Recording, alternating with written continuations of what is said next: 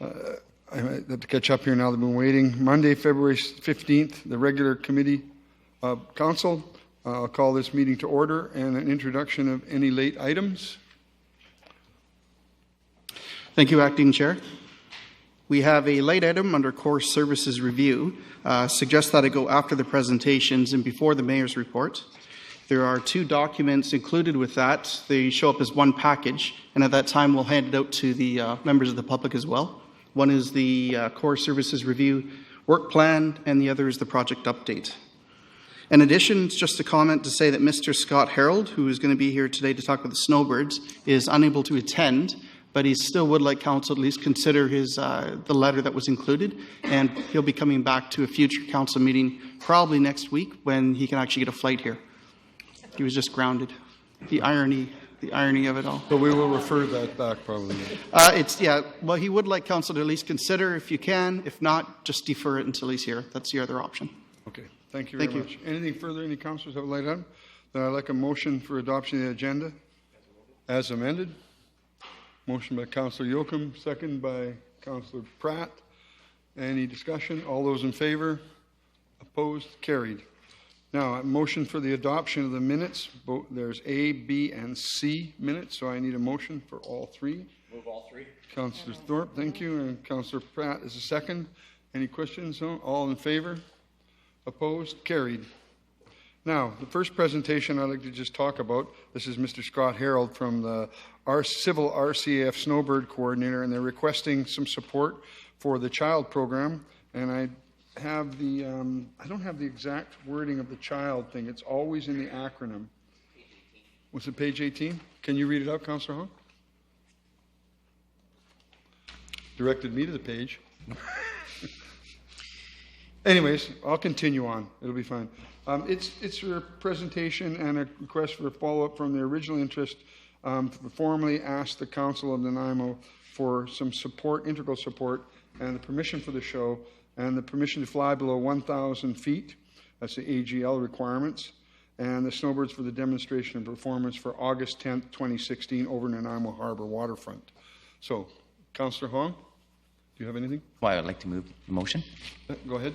I'd like to move the motion that you read out, that the city support these following items for permission of the show: to fly below 1,000 ALG, and as outlined on here, some of the stuff that is required, confirming support is listed: 2 tables at the show center, a tent and stage at show center, ample electrical power and cable at the show center, AV and remote speakers and such, substantial porta potties in the park area, parking for snowbird narrator cars, police, fire, water, EHS related infrastructure. So, do I have a seconder? Councillor Fuller in a second. So, debate or questions or any talk. Councillor Yoakum. Thank you, Mr. Chair. Actually, absolutely no debate at all. I'm really pleased and honored to be a supporter of such initiative, considering it's for a great cause for the Child Foundation. Also, as well, it's also a great community family event. I recall numerous couple years ago when the snowbirds came to the waterfront seawall. It was just a great family atmosphere for all peoples of Nanaimo. So great call. Thank you. So, anything further? I'll call the question. All those in favor? Opposed? Motion is carried. Thank you. Now, I'd request that Mr. Joe Stanhope, past president, and Mrs. Mary Marquardt, first vice president, Association of Vancouver Island Coastal Communities, to provide an update regarding the 2015 Association of Vancouver Island Coastal Communities Convention to be held April 8th, 2016 here in Nanaimo. So first I'd like to welcome both of you. Such a long service to your communities, phenomenal years. I think I've known both of you for, I'm not going to say maybe quite 4 decades or something of your service to community. Much appreciated the efforts you give. So welcome, and go ahead on your presentation. Okay, well, thank you very much, Mr. Mayor and councillors. This is a great honor for us to be here. And first of all, we want to talk about the Association of Vancouver Island Coastal Communities, AGM. But first, I'd like to thank you.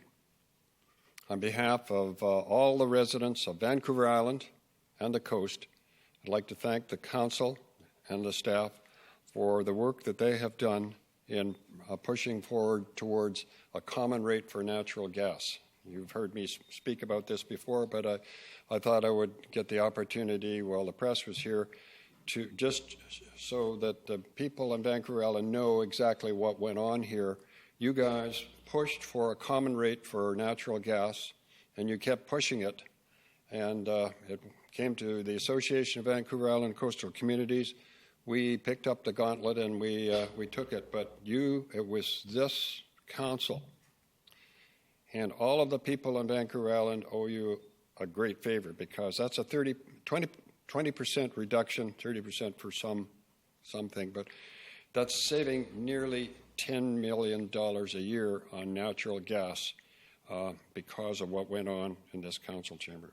So, I'd like to say that it's a big issue to me, and certainly the people in Vancouver Island should realize what went on here. So, of course, last month Fortis did announce that there would be a big reduction phased in over 3 years, and so that's where we are. So, all of Vancouver Island owes you guys something. So, we want to talk to you a little bit about our association's AGM, and of course, the Association of Vancouver Island is the longest established local government area association in British Columbia, a real cornerstone to the Union of BC Municipalities. So we're not just a fly-by-night outfit. We've been here for a while, and we do great things.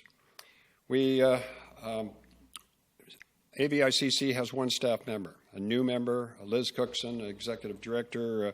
She has this will be her first AGM that's going to be happening in your world-class facilities next door. So she will need some help with registration and help with some of the making sure that the tours get off on the right foot and all the rest of it. So that's one of the things that we would like the council to realize, that we would like that. So Mary's going to tell you all of the good things that's going to be going on. So Mary, take it away.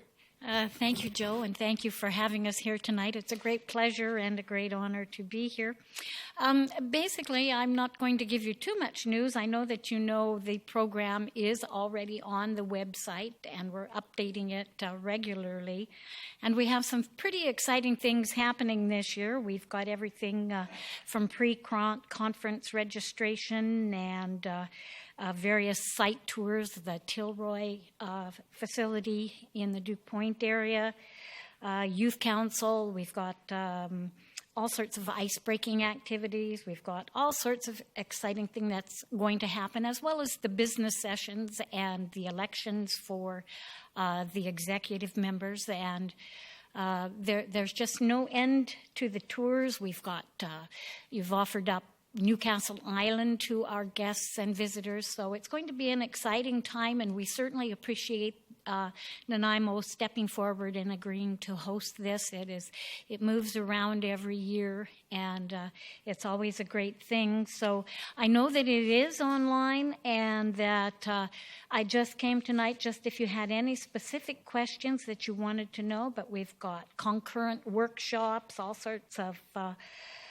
our keynote speaker is Chief Dr.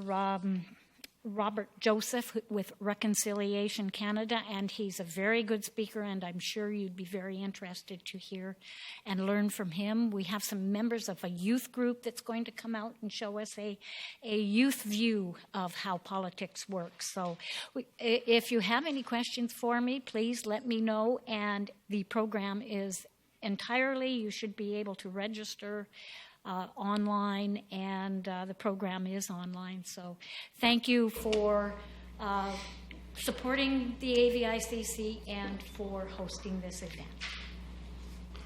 Thank you, Mary and Joe. And I have a question here, Councillor Hong. Thank you, Your Worship. Thank you, Mary. Thank you, Joe, for coming. Just want to let you know that I'm actually part of the youth group from Nanaimo. So I know Duncan started it, and they've approached you, and they've approached us to be part of it as well, and Victoria. So I think we're going to have something really, really exciting for some of you elder councillors, and see how the youth are going to portray these kind of conventions Just give you a heads up, it might be unorthodox. Can't tell you what it is, but it might be unorthodox. Hope you guys enjoy it. Yes, and we thank you for that. It's something that we're trying to do is mix up some of the things that we've done in the past. We have certain things that we have to do, the business, the resolution sessions and whatnot, but there's got to be some fun and some new interesting things. So we've got some new things to look at this year. So along with the various tours, I can see Joe. Yeah, and one of the new things we got is your council and the mayor will all be given ribbons saying members of the host community. So other people asking, where's this and what's that, you can help out. So you're going to be part of the action. So there you go. Ambassadors. T-shirts, red dot, Operation Red Nose. flashing, but I have a number of other questions too. Here I have Councillor Pratt. It wasn't a question. I just wanted to say thank you very much for coming. We're very excited to have this in the city this year. And it's my first attendance, even though I didn't get to the last one due to some other things that happened in my own life. And so I am looking forward to it this time. And I really thank you for coming here tonight and making us aware of what you're doing. well, the facilities are world class. Absolutely. We were last here in 2009. So we're looking forward to coming. It's just ideal for the trade show, and we have good vibes from all of the participants. Nearly up between 300 and 400 delegates will be coming. Perfect. Thank you. And spouses, thank you. And Councillor Thorpe. Thank you, Chair. I just wanted to thank, first of all, Councillor Hong for looking directly at me when he referred to elder councillors. But no, Joe and Mary, I wanted to express my thanks to you for the years of work that you have put in locally and on the island, and I'm very much looking forward to this conference coming up, so we'll certainly see you there. Thank you. Okay, there's a few vacancies. I'm also the chair of the nominating committee. There's a few vacancies for the director at large, so keep that one in mind. No. That's it? Everything? Councillor Yoga, nothing? Just quickly, Mr. Stanhope, you started off your presentation giving kudos to the former council here, the Nanaimo, for the gas reduction for all the citizens of Vancouver Island. But before, I just wanted to state for myself, I haven't had a chance to publicly thank you for the years you committed as the chair of the RDN, as the former chair of RDN. So I'd just like to lift my hands up and thank you for the years of the great leadership you've shown as well to the regional district of Nanaimo. So thank you, Mr. Stanhope, as well. I wanted to pay you your kudos. Thank you. Thank you very much. Thank you very much. I appreciate the work you do. And AVICC is a phenomenal lobby group with the solid waste committees and all the different things that we're working on. All of Vancouver Island together has been phenomenal, and it's amazing to have everyone come from Vancouver Island and meet and discuss issues, and the networking is phenomenal for the island. So thank you very much. Okay, I love your timer, Mr. Mayor. I turned it off when you were there. Thank you very much. Thank you. So the next presentation is Mrs. Megan Lum, a Recreation Coordinator, and Mr. John Horn, Social Planner, to provide a presentation regarding youth services programs related to recreation and social planning offered by the City of Nanaimo and community groups. Welcome. Who's introducing? Okay. Go ahead, Megan. Does this work? All right. Good evening. Thanks very much for having us tonight. My name is Megan Lum, and I'm one of the recreation coordinators that works for the Department of Parks, Recreation and Can you Environment. pull that just a little closer just in case? Thank you, I Megan. can. Sometimes the sound is... Sorry. Thank you. All good. And with me tonight is John Horn, our social planner.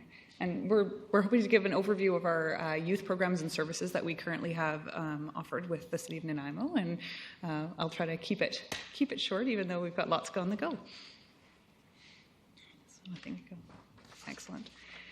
So as of 2011, roughly 11% of Nanaimo was between the ages of 15 and 24. Today we're talking mostly about our teenagers that we would have in our high schools, which would be between the ages of 13 and 18. It's kind of where we're focused. That age group made up about 6% of our program registrations, or about 2,300 registrations in 2015. They also made up about 32,000 drop-ins in our swimming, skating, gymnasium, and weight room activities. So quite a heavy user group within that area. So as I said, we're mainly targeting our high school students when we're talking about teen programming, but more and more we're seeing inclusion of our tweens. They're in the 11 to 13 age range as they're wanting to get involved. And we're starting to see more overlap into our adult programming. That's a trend that we're starting to see. So our direct programming, we try to keep as versatile as we can, different options for people with all kinds of interests. This is just kind of an overview of some of the options that we have available in our current activity guide and what will be coming up, a couple of them, in our new activity guide this spring. Our arena programs have, as well, quite a bit of activities going on for young people in Nanaimo. Again, this is an overview. In the arena specifically, I would say that my understanding is that most of these programs are kind of in that 13 to 15 years of an age range. And we contrast that a little bit to our programming that we have in the aquatics department, where that's a little bit on the older end of the age spectrum, where they're working through their national lifeguarding certifications, and they're coming out in kind of the 15 to 18 or 19-year-old age range. So again, just an overview and mainly looking at our programs that are available for 13 to 18-year-olds.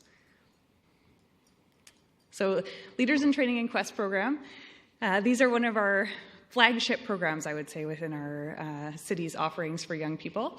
Many of you are probably familiar with a little bit of Leaders in Training, but essentially it's a leadership development program that was started in 1982, and it targets that 13 to 18 age range. And every year we have approximately 150 participants who come through the program. And that's split up between about 120 that arrive in the summer and about 30 that join us in our fall-winter session. So fall-winter runs from middle of October until the end of March. So we're just about wrapped up with our group that's up and running right now. So by the numbers, this group of young people contributes approximately 15,000 volunteer hours to the City of Nanaimo every year. There's been an estimated 3,000 participants since 1982, and last year we had 37 unique community partners, so quite a big reach out into the community. And I always think numbers are really great, but stories are a little bit better, so indulge me for a moment. So 50% of our summer camp staff has been a leader in training as of our 2015 group. These are just an exceptional group of young people. And because most of them are students, they also qualify for our Human Resources Development Canada employment grants, which is a great part to be able to offset some of the costs associated with running our summer camp programs. But most of these folks have been a leader in training at some point. So this is where we get to the storytelling. So in the top left-hand corner, that's actually me as a leader in training in 1999 with a bowl cut. I don't know why I wanted my hair like that. But I loved the program. I signed up with some encouragement from a friend and my family, and just felt that it was a great opportunity to really come out of my shell. I stuck with it, and in the next photo, that's me as a Quest in our Level 2 program, before I spent 7 summers as a summer camp leader with the City of Nanaimo. The fellow pictured with me is actually my husband. We met at summer camp working for this department. While I was doing the summer camp positions, I was able to be one of the recipients of the Canada Summer Jobs grant money. So I was one of those folks that we would have seen in the previous pictures. And I studied at the University of Victoria to finish my recreation and health education degree before I returned back to the City of Nanaimo, and I spent some time in our arena department and then our marketing and communications team. And finally, in 2010, I took over as a recreation coordinator who, full circle, oversees the Leaders in Training and Quest program. So that's a little bit of the life cycle of an LIT, perhaps, or one example. So our Junior Leaders in Training Summer Camp came to be because we had such a great interest in the Leaders in Training program, but from more of that tween age group that was just a little bit too young to take part. It runs in the summertime only, and it is a great introduction to LITs and Quests. The first week, they spend a lot of time getting to learn our activities and learn to make balloon animals, paint bases, lead activities for children. And then during the second week, they head out to various Parks, Rec, and Environment programs in the summertime as a group and get to put some of those skills into practice. So it's a great opportunity for them to get a taste of what it's like to be in the LIT program without kind of the same full summer commitment that our LIT and Quest team gives us. So Spare Blocks is another program that we're running right now. This is a sports drop-in program for youth aged 13 to 18, and it's in partnership with our community schools. So on Monday nights we're at NDSS, and Wednesday nights at John Barsby. And it's free. Kids can drop in, choose an activity that they're interested in for the evening, and hang out with us for 2 hours in a safe space while they get some exercise. It's been working really well. We're getting approximately 30 kids out at John Barsby each week. So some of our challenges with youth programming is that it is tough to get some commitment sometimes with pre-registering. Part of that is to do with cost, and sometimes that's to do with transportation. So one of the things that we're looking at doing is trying to keep a majority of our youth programs in facilities or spaces that have access to public transportation so that they can get there as best they can. And also advertising. We're not sure necessarily where they're seeing all of the information. Things are changing, and they're kind of one step ahead, it seems, all the time in terms of where they're finding their info. However, we are having success with drop-in and registered programs and a mix of both of those things. Sports programs seem to be going very well. Low cost or free, if we can add some of those in, have been well subscribed. And we're having good success with our social media presence. That's been some way that I think we have been able to reach out and really connect. So facility usage is also a huge part of where the youth are accessing the Save Nanaimo facilities. As I mentioned earlier, approximately 32,000 drop-ins throughout 2015 at our different facilities and options that we have available. So this is where we talk about the group of kids that's just a little bit younger, kind of more into the tween age group. But the Active Pass was developed to kind of encourage participation at that critical age where they're starting to drop out of sports. So students who are roughly in grade 5, or this year, if they were born in 2005, are qualified for an Active Pass, which gives them free admissions to our public swimming, skating, and gymnasium sessions. And then the Stay Active Pass was implemented following that so that they could continue to stay active as they moved into the next kind of grade, and that will keep them engaged as best we can with sport and activities and what we do at Parks and Rec.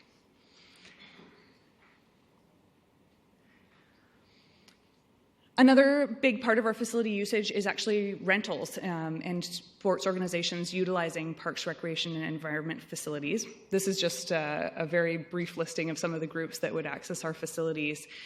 But each of these groups in and of themselves bring in lots of youth, not just in the 13 to 18, but also in our children's age group as well. So that's just another great example of where we're seeing young people through the doors.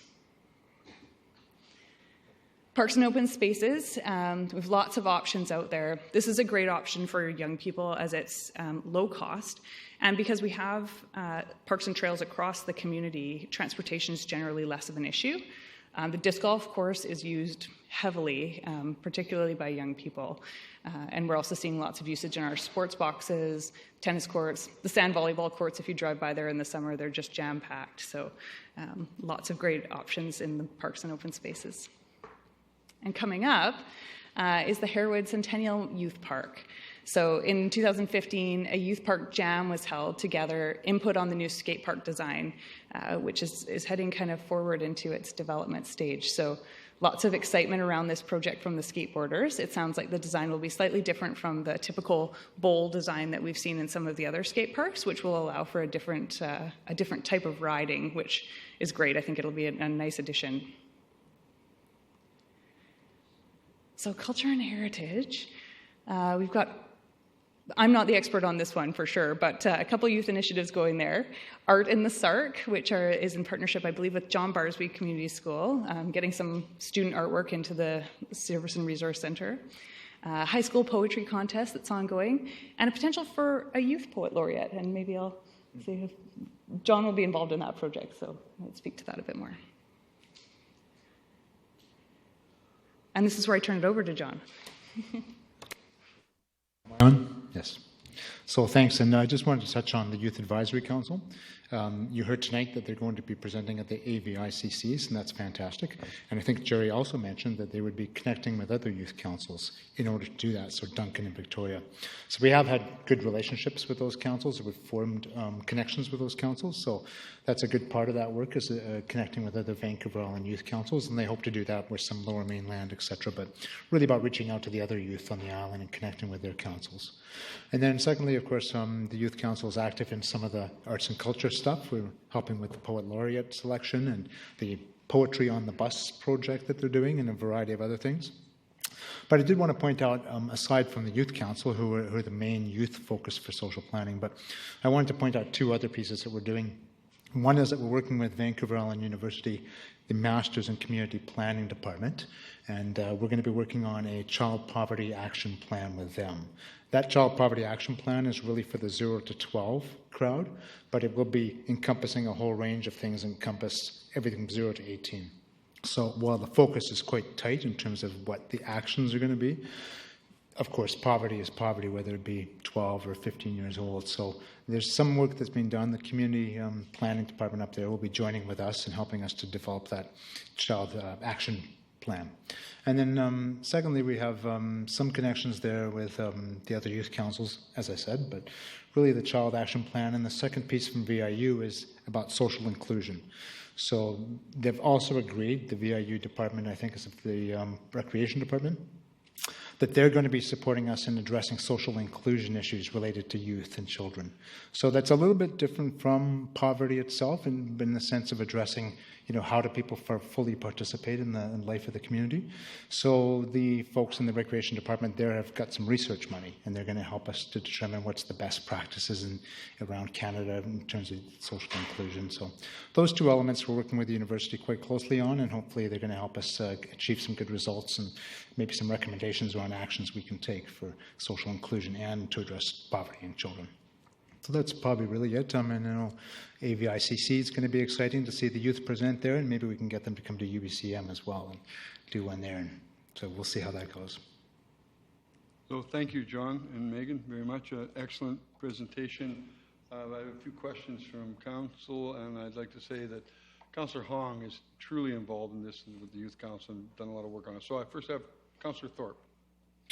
Well, thank you, Chair. Yes, John, thank you very much. And Megan, I've heard your presentation before at the Parks and Recreation Commission, and I'm absolutely blown away by the number and the variety of programs that you and the City of Nanaimo and Mr. Harding and the department offer for the youth of our community. It's just overwhelming, and I don't think many people totally realize the extent of the programming that we do offer, especially for me, the Leaders in Training is extremely impressive. Can you just comment on the numbers? Is that growing? I'm hoping that it is. I would say that it is. I would say that it is, yeah.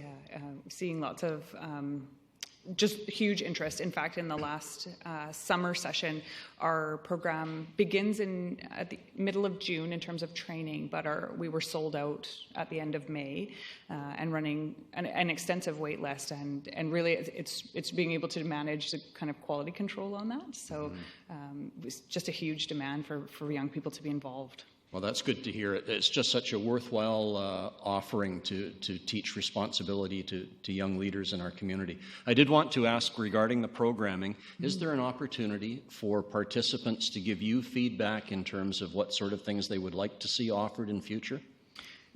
With all of our programs, we do a survey and just asking folks what they liked, what they would like to see changed or improved. Most specifically with the Leaders in Training program, we do kind of an extensive survey at the end and ask our young people about what it was that they liked, what attracted them to the program in the first place, what they would like to see changed in the future, and kind of gather some feedback too on how they'd like to hear about things and just see from their perspective what's new and exciting. So. Great, thank you. And one further comment, if I may, Chair, just quickly, I will encourage residents to pick up the new leisure guide that's coming out at the end of this month with all the activities in it. Thank you. Thank you. I have Councillor Fuller. Thank you, Megan and John. I'm aware of the Youth Council. They are actually out there once a month doing a breakfast for the needy at the 710 Club. The other group that I'm more aware of is the Leaders in Training. Some phenomenal young people that are involved with that. The South End Community Association, they do a Miners Heritage Picnic and have for years. And for about 10 or 12 of those years, I've been doing hot dogs. And I try and draft some of the leaders in training to come down and do the hot dogs. And one year I had to go and pick up some more stuff. So I left one of the leaders in training in charge. He's probably about 13 years old or 14. And when I came back, he was so thrilled. He said, "This is the best day I've ever had in my life," he says, because he got to cook the hot dogs, he got to boss around the rest of the people. He just had a really good time and was so appreciative, and we were so appreciative of them. And I know the South End Community Association really appreciates the help that they've had from them over the years. Thank you. Thank you, Councillor Fuller. Councillor Pratt? Thank you. I'd just like to say also, in terms of, obviously the Leaders in Training is one of your flagship programs, and I was lucky enough last year to be involved in the thank you get-together that you had at the end of their year, or through the summer months at least. And I was so impressed with the kids, and I was impressed with the number of volunteer hours. Having come from the nonprofit sector, I know how important it is to have volunteers in our community and to be able to teach them how to volunteer, to give them that understanding that that is what they're doing, and that there is some value to that to our community is really something that is a life lesson that really needs to be taught to kids. So really, really appreciate everything you're doing in that regard. I just think that was such a wonderful group of kids, and I'm looking forward to doing it again this year as well. Art in the Sark, every time I go up the stairs for exercise instead of taking the elevator, I look at the pictures and I'm so impressed with the art that they're putting in there. I cannot believe that kids from the high school are producing that high caliber of work. It's been quite amazing. I've really taken an interest in watching it change over the months. So thank you for that. Thank you for all your good work. Thank you. And Ms. Stammer. Oh, Thank you, Your Worship. one sec, please. Oh, that's not, okay, there you go. Thank you, Your Worship. I was very excited when I saw this presentation, and that's why I invited staff from 3 different departments to present to you on the range of youth programming we have in the city. I think it is phenomenal, and I wouldn't mind having a little bit more on our partners, because we're leveraging programming dollars and efforts and staff time and making important partnerships with other entities to provide more to our youth. Much appreciated. Go ahead, Megan, you have something? I have a couple more slides, actually, if that's okay. Okay, keep going. Thought John was the end. Segue back in. Segue. Thank you. So partnerships was actually up next. That was one of our pieces that we wanted to talk about, because we do partner with so many different groups, not just through the Leaders in Training and Quest program, but within our youth programs in general. One of the most successful ones that's been implemented recently is partnership between VIU, the Boys and Girls Club, and the RCMP with the City of Nanaimo in getting a youth lounge up and running at the Nanaimo Aquatic Center. And that was just launched in October, and it's been very successful. Again, they're saying around 20 to 30 kids per night out to the Aquatic Center. Safe place to hang out, even if they just want to charge their cell phone and hang out with their buddies after school. But it was a great opportunity to do a little bit of proactive programming around just giving them a space to hang out after school. When they're right there, we've already got them in the building, so let's engage them.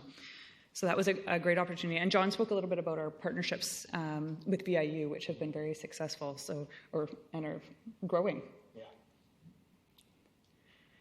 Youth Advocates Committee is another one, just quickly, is a multi-agency committee that meets monthly, and I sit on this committee, and basically what it is a whole bunch of groups that work with youth in Nanaimo across the gambit of different options or service types.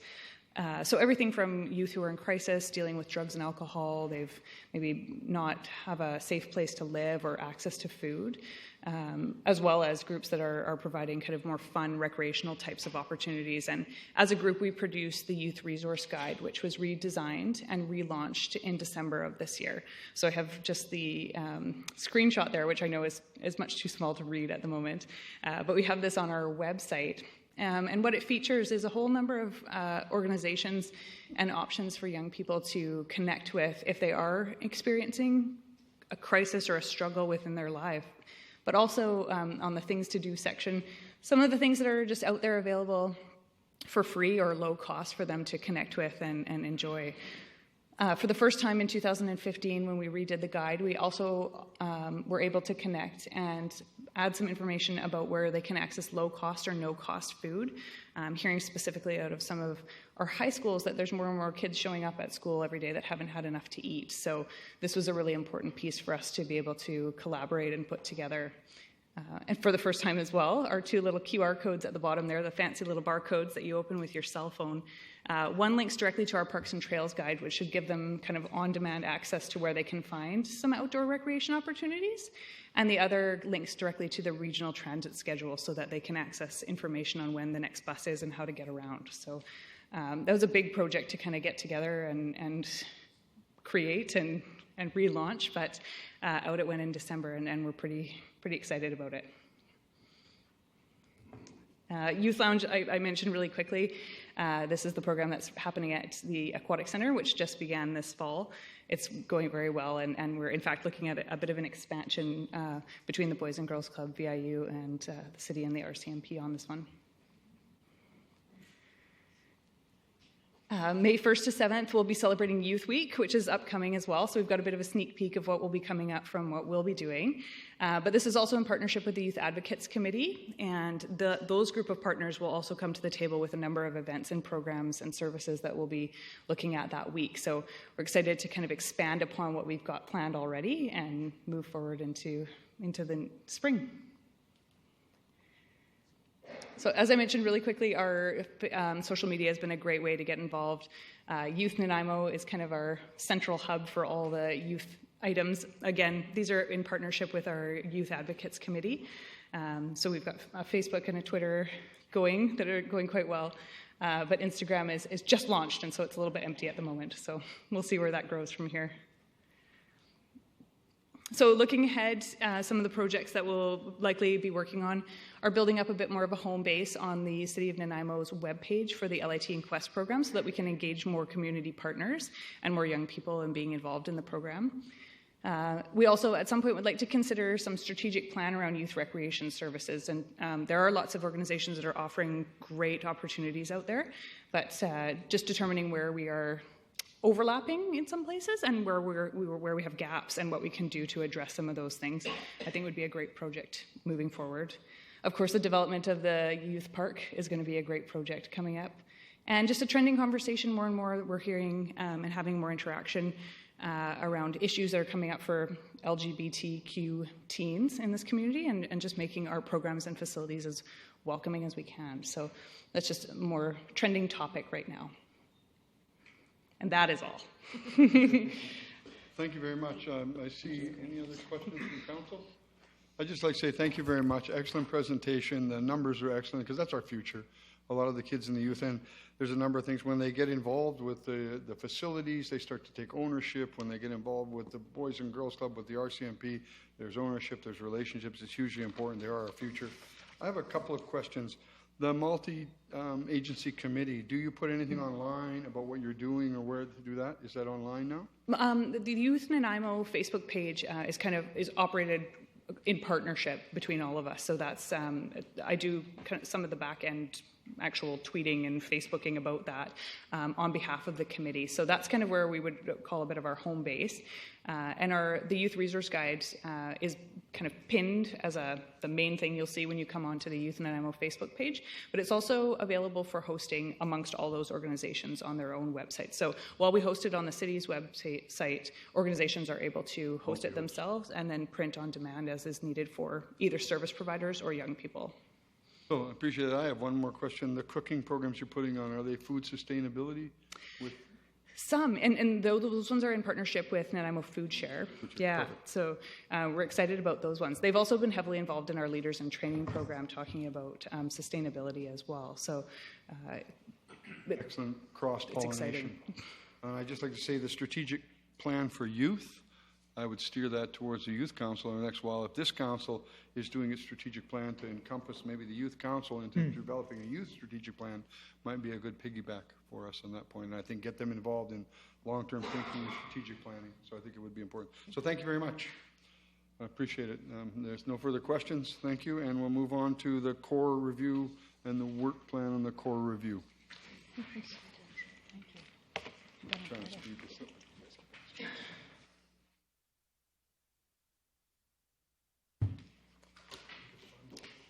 Thank you, Your Worship. I just wanted to advise, I think that the cameras aren't working this evening, the close-up ones, so I think we are at the full pan for the entire evening, so it's the far shot. Watch what you're doing when someone's talking. Politely. Thank you very much. Yes. So, Mrs. Hammer, you've want to asked, introduce Jerry Ann? I've brought back the Phase 2 work plan for your review and approval, and a brief update on the changes to the contract. There's no change to the time to add the VICC, BIA, and communications. So the increase in fees is $10,000 to look at the VICC, and there's a discussion between the consultants doing the hotel feasibility study. They're going to be covering the comparative fees for conferences within their report. So WMC is going to be looking at the operating agreement and potential for repurposing of portions of the VICC. So that is what they're going to be looking at as part of the core services review. The BIA addition is $5,000, and the addition of external public engagement communication activities is an additional $5,000. So there's $20,000, up to $20,000 potentially added to the contract. If you would like us to go through a review of the revised work plan or the update, we can do that. Otherwise, it's going to be posted on the website for tomorrow. What's council's pleasure? Is it this presentation you run through? Mm-hmm. I think get at it. I think it'd be good for the public to see some of this. So Jerry Davis is going to be presenting on that for you. Okay, do we have it on the PowerPoint? We do not. We do not. Okay, then I apologize for that. You don't have a presentation? We don't have PowerPoint presentation for this. Oh, okay. Well, if you want to, well, maybe we should wait then. If it's going to be launched on the website, I thought the pictures would be important to everybody. Is there anything you'd like to talk about very quickly on some of the issues? I know from my perspective, what we've accomplished to date in the short time frame, the milestones and deliverables is good, and then the next stage of things and the completions might be a good idea. Thank you, Your Worship. Chair. No worship. No worshipping. Okay. Mr. Chairman, we've had phenomenal cooperation from staff in all departments. I need to tell you that the first department that I visited was Fleet, and I was there for about a minute, and the manager presented me with a 4-inch thick binder that he'd prepared in advance of everything you want to know about Fleet. And so it was bedtime reading for a couple of nights, and but it was very good. The other departments, most of them have done a similar process. So it allowed us to hit the ground really, not just running, but sprinting. And so we're a little bit buried under paper here and trying to catch up with it. But it's been very good for us to get up to speed very quickly. And we're working our way through. We're collecting data. We're interviewing staff. We're talking to other municipalities. It's big data collection over the next month, and trying to make sense of it as we see it and getting questions. So it's going very well from our perspective as consultants. I think it's fair to say that the staff are still a little bit apprehensive, and that's to be expected. They don't know what the outcomes are going to be, and there's a bit of fear on that. And but we all recognize that going in, and we're not afraid to deal with it and to talk to staff and to be honest and transparent with the process and our process with them. So I think it's going as well as we could expect that would go, and so that's going well. There's not much more that I can tell you at this time. I'd be very happy to answer any questions you may have. We have a couple of questions coming. I just want to say that I watched some of the videos, and the questions were quite impressive. One that really triggered me is, why aren't you doing the fire department? They seem like they spend without any budget, and you're not looking at those. And then the answer was, of course, they're doing a fire plan review and things like that. So not only the questions that came out from the audience, the participation of the staff, I was impressed with. You could see there is some anxiety, but I believe that this type of format will help with that anxiety, and the way you presented it was excellent. So a couple of questions. Councillor Fuller, you're on. I've been getting some questions with regards to the fact that we're looking at the VICC in the core review, but we've also initiated a market analysis of the VICC and future hotel. So people are wondering why we're doing both of them. I've tried to explain it as best I can. Perhaps you might be able to explain it. Ms. Sarah? Oh. There won't be any duplication because both consultants have met and had a discussion about the scope of what they're looking at. The VICC, in terms of the hotel feasibility study, is being examined as to what are the needs for the VICC to succeed as a conference center with a hotel. And part of that review will be looking at the rates that conference centers charge at comparable venues to see whether or not, because it's been raised, whether or not their rates are too high. That's one aspect of it. In terms of the core services review, VICC is going to be looked at from its operating agreement and its operations, and whether or not the terms and conditions of the operating agreement are appropriate, as well as looking at potential repurposing of a portion of the VICC. So at the end of the day, Council will be able to assess the VICC, fully comprehensive review of it, so that you can make decisions about its future. Thank you. Councillor Wood? No, thank you. Councillor Pratt. Okay, this is probably a dumb question, and I'm going to be embarrassed when I hear the answer. What does TCI stand for? I had to ask the same question. Don't feel badly Oh, good. about that. Yeah. I hate to say it out loud here on Vancouver Island. It's Toronto Consulting Group. Oh, all right. Okay. Thank That's why you. it was an acronym. That's why they go by the acronym. Yes, it's kind of an incognito thing. I read and I read and I read, and I couldn't find anything that looked like it, and I was completely baffled. Thank you very much. Thank you. No further questions. Thank you very much. I'm happy with the progress. It's been a very speedy process. It seems to be on time. Do we need a motion now? Yes, we do. I need a motion to sign off on the Phase 2 work plan and the addition of up to $20,000 for the contract. So I'm looking for that motion. Moved by Councillor Yoakum, seconded by Councillor Fuller. Any other further questions? No? All those in favor? Opposed? Motion carried. And I'm glad to hear that some of you have watched the All Staff. We had two senior management worked really hard with the consultants to prepare for 2 1.5-hour All Staff meetings. They were well attended, and we had challenging questions, and we committed to answering every question that was asked, even if it didn't have to do with the core services review. And those have been responded to and posted on the internal website. Thank you very much. And interesting with both groups, similar questions from both groups. It seemed like one from the management end sometimes, one from the operational end. It worked well. Thank you very much. Thank you. So, moving on now to the mayor's report. I have a number of issues today to talk about. I'll try them doing very quickly. We are wearing pink shirts today because of the pink shirt anti-bullying and campaign. So I want to talk to you about this. Is because the City of Nanaimo is supporting Pink Shirt Day, a national day aimed to end bullying. On February 24th, people in communities, schools, and workplaces across Canada will wear pink shirts as a symbol to stand up to bullying. Pink Shirt Day started with a couple of students in Nova Scotia standing up against the bullying of their fellow classmate. They saw him being bullied, witnessed it, and the next day they came to school, 2 young men with pink shirts on, and started. Since then, it's turned into a national movement for social change. We encourage citizens of Nanaimo to join us on February 24th by wearing a pink shirt and making a promise to treat others as you would like to be treated. Thank you very much. And a second part, as a reminder, this is a reminder for the annual Heritage Summit on Wednesday, February 17th at 7 o'clock. It will be held at the Nanaimo Museum.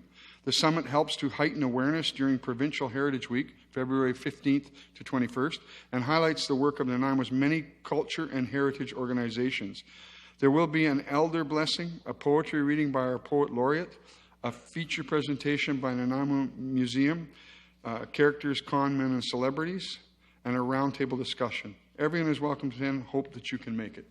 So thank you very much. And one other, I'd just like to say this is also, or 2 others, this is Black Heritage Month, and I encourage people to attend the museum and some of the entertainment and events to recognize our Black history across Canada and across North America. And interesting one I saw just recently that I'd love to come to Nanaimo. It's called The Soul of Ice Hockey, or The Soul of Hockey, and it's about all the Black athletes that played hockey across Canada. And the old Black Hockey League, I think it was in the 1930s, it was in Nova Scotia. It was a Black professional hockey league. First one ever was in Canada. And then I'd just like to welcome the new council members from Nanaimo First Nation that have been elected and duly elected. There is a new council, and Councillor Yoakum can help me, but I think it is Chief John Wesley, Mike Wise, Paul Seward-Wise, Erlyn Thomas, and Jamie Seward are the remaining for this term, and the newly elected Isaac Thomas, Chris Good, and Reagan Seward, I believe. Is that right? Have I missed it? I hope I haven't missed any. I'll hear about that tomorrow because I'm just thinking off the top of my head. And, oh, my gosh. How could I forget Doug White? And I knew I was missing one person, but it was 2. Both. I'm sorry to Doug Sr. and Doug Jr., but it's also Doug White and Doug White Sr. So thank you very much for my mistake, and I appreciate that. And I welcome the new Nanaimo Chief and Council and look forward to our relationships over the next while. So thank you very much. Now we're moving on to nothing in administration. Moving on to corporate services, the 2016-2019 Financial Plan Bylaw Amendment. That's the purpose to amend the 2015-2019 Financial Plan for changes that have occurred since the bylaw was last amended on December 5th, 2015. This will be the final amendment to the 2015-2019 Financial Plan. So, do we have a presentation? There's no presentation, but just a follow-up is the last one. We are amending the 2015 to 2019. 2 of the big hits are decisions that Council already made in late 2015. We're just doing the bookwork now, and then we have a few little tidying up that we're doing, so we finalize the financials for 2015. Oh, thank you. So I will entertain, Councillor Thorpe, you have... I was going to move the staff recommendation, Chair. Well, first off, is to receive the report pertaining to the financial plan, the motion to receive. To receive it, yes. So moved by Councillor Thorpe, seconded by Councillor Pratt. Any questions on that? Quick discussion point, if I may. Just personally, I'm very pleased to see included the Harewood Centennial Youth Park Phase 1 design options. It was mentioned earlier in our meeting, and I think that's a really great project. Thank you. Been on the books for a while. Thank you very much. Councillor Hong? Thank you, Acting Mayor. Just a question to you to staff. Lindley Valley Access, the purchase of land, that we're going to be able to chop that up and recover some of those costs, right? If I'm not mistaken, we did. That? They're looking. If I wasn't mistaken, that we don't need this entire property for the road access, that we would be able to sell off some of the land. I believe that will be in the land we purchased, and if there's excess land for the road right-of-way, that would be put into the marketable land. I believe that's right.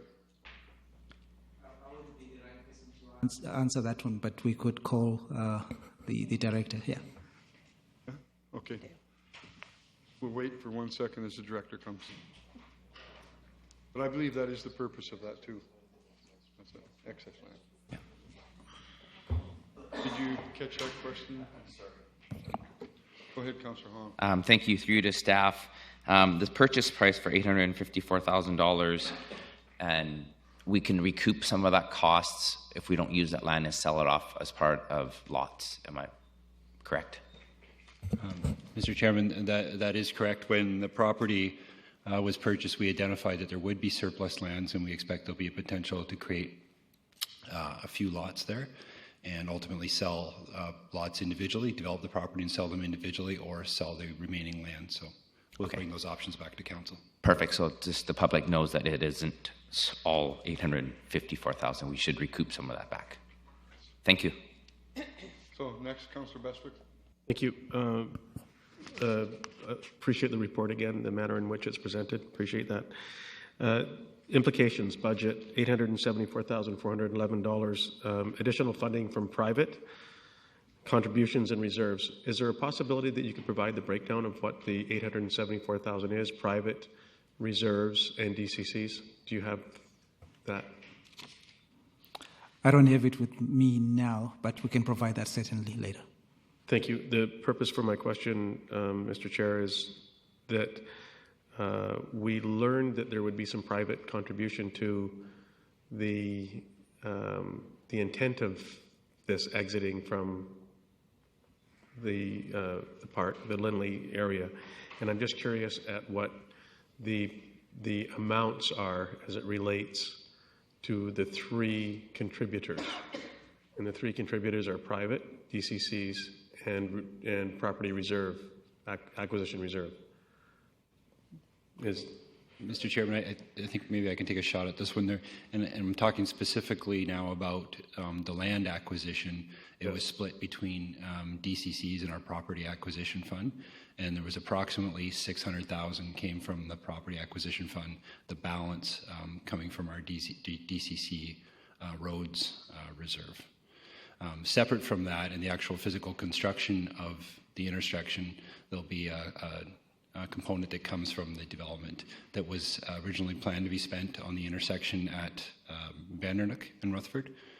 So that money would be allotted there, and I'm sorry, I don't have the number off the top of my head.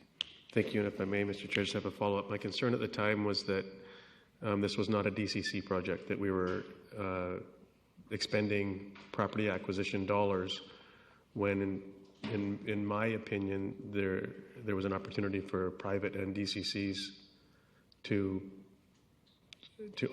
offset or pay for this necessary improvement. I recall specifically having that conversation at the time. And Mr. Chairman, sorry, again, that is correct. So, but the way it works is you can only use DCC reserve funds for that portion that we're going to buy for the purposes of road. So going back to Councillor Hong's question earlier, the DCC portion we'll use for the road will be developed. The portion we use to buy, the remaining portion, which we use the property reserve fund to buy, when those properties are ultimately sold, then that money will go back into reserves, not into the DCC fund. So the cost recovery will be specifically on the monies coming from our general reserves. Yeah, the purchase of the excess land is not a DCC project, nor on the DC project list. So that money, by separating it, will be able to return to land acquisition. That is correct. Reserves. Yes. Thank you very much. I see no further question. Oh, Councillor Wester, follow-up? Yes, I just wish to comment on that because we didn't make a decision to subdivide that property. It has the potential to be subdivided as excess property, but we did not make that a commitment to subdivide or not subdivide, to sell or not to sell. But it was positioned, and the narrative was that we could recover some of the monies expended if we chose to, but we have not made that choice to do that, to subdivide. We have not made that decision. We have not made that decision to sell that property. Sorry, Mr. Chairman, I certainly concur with Councillor Bestwick. That decision will ultimately come back to council. There will be surplus lands that will be created after the road's dedicated, so that decision won't come back. It's what happens to those surplus lands, whether staff are asked to further develop them, or if we sell them their entirety, or if we retain them. That decision will ultimately be council's. Thank you. Thank you. Nothing further, so the motion on the floor to receive the report. Nothing further. All those in favor? Opposed? Carried. Now I need the bylaw motion for the financial plan bylaw 2016, number 7206.03. That's to amend the 2015-29 financial plan. Pass first reading. Moved by Councillor Fuller, seconded by Councillor Thorpe. Any discussion? All those in favor? Opposed? Carried. Motion for the second reading. Go ahead. Go ahead. Thanks. I'll move that financial plan amendment bylaw 2016, number 7206.03, pass second reading. Second, same mover and seconder. Thank you. Any questions?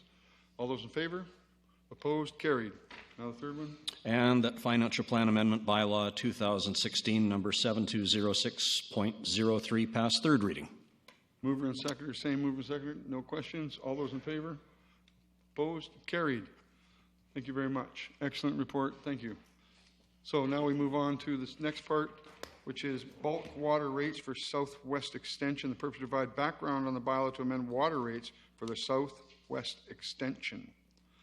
And there is a motion that council receive the information on the report. Is there anything from staff, Ms. Samra? Nothing except that we are just catching up with costs and increasing the rates by 59 cents. Okay, so any discussion from council? So I need a motion to receive the information. Moved by Councillor Pratt, seconded by Councillor Fuller. No question. All those in favor? Opposed? Carried.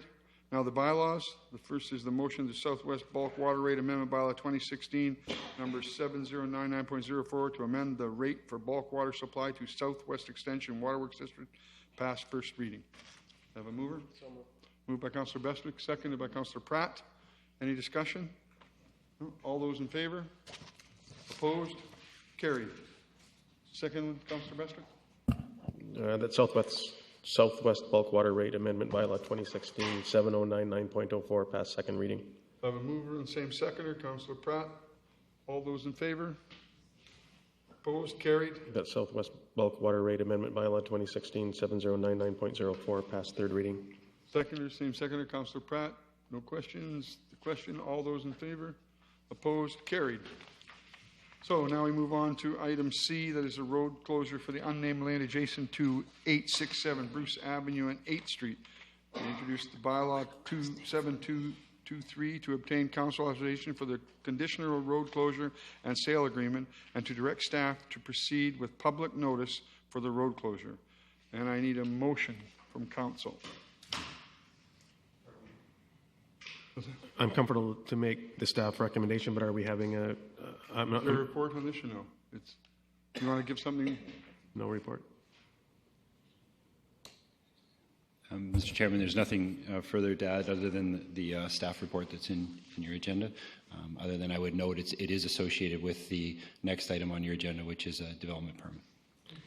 So I would so move then, Mr. Chair, that Council authorize a disposition and sale of an unnamed lane adjacent to 867 Bruce Avenue and 538 8th Street to Kelland Foods Holdings for the sum of $12,000.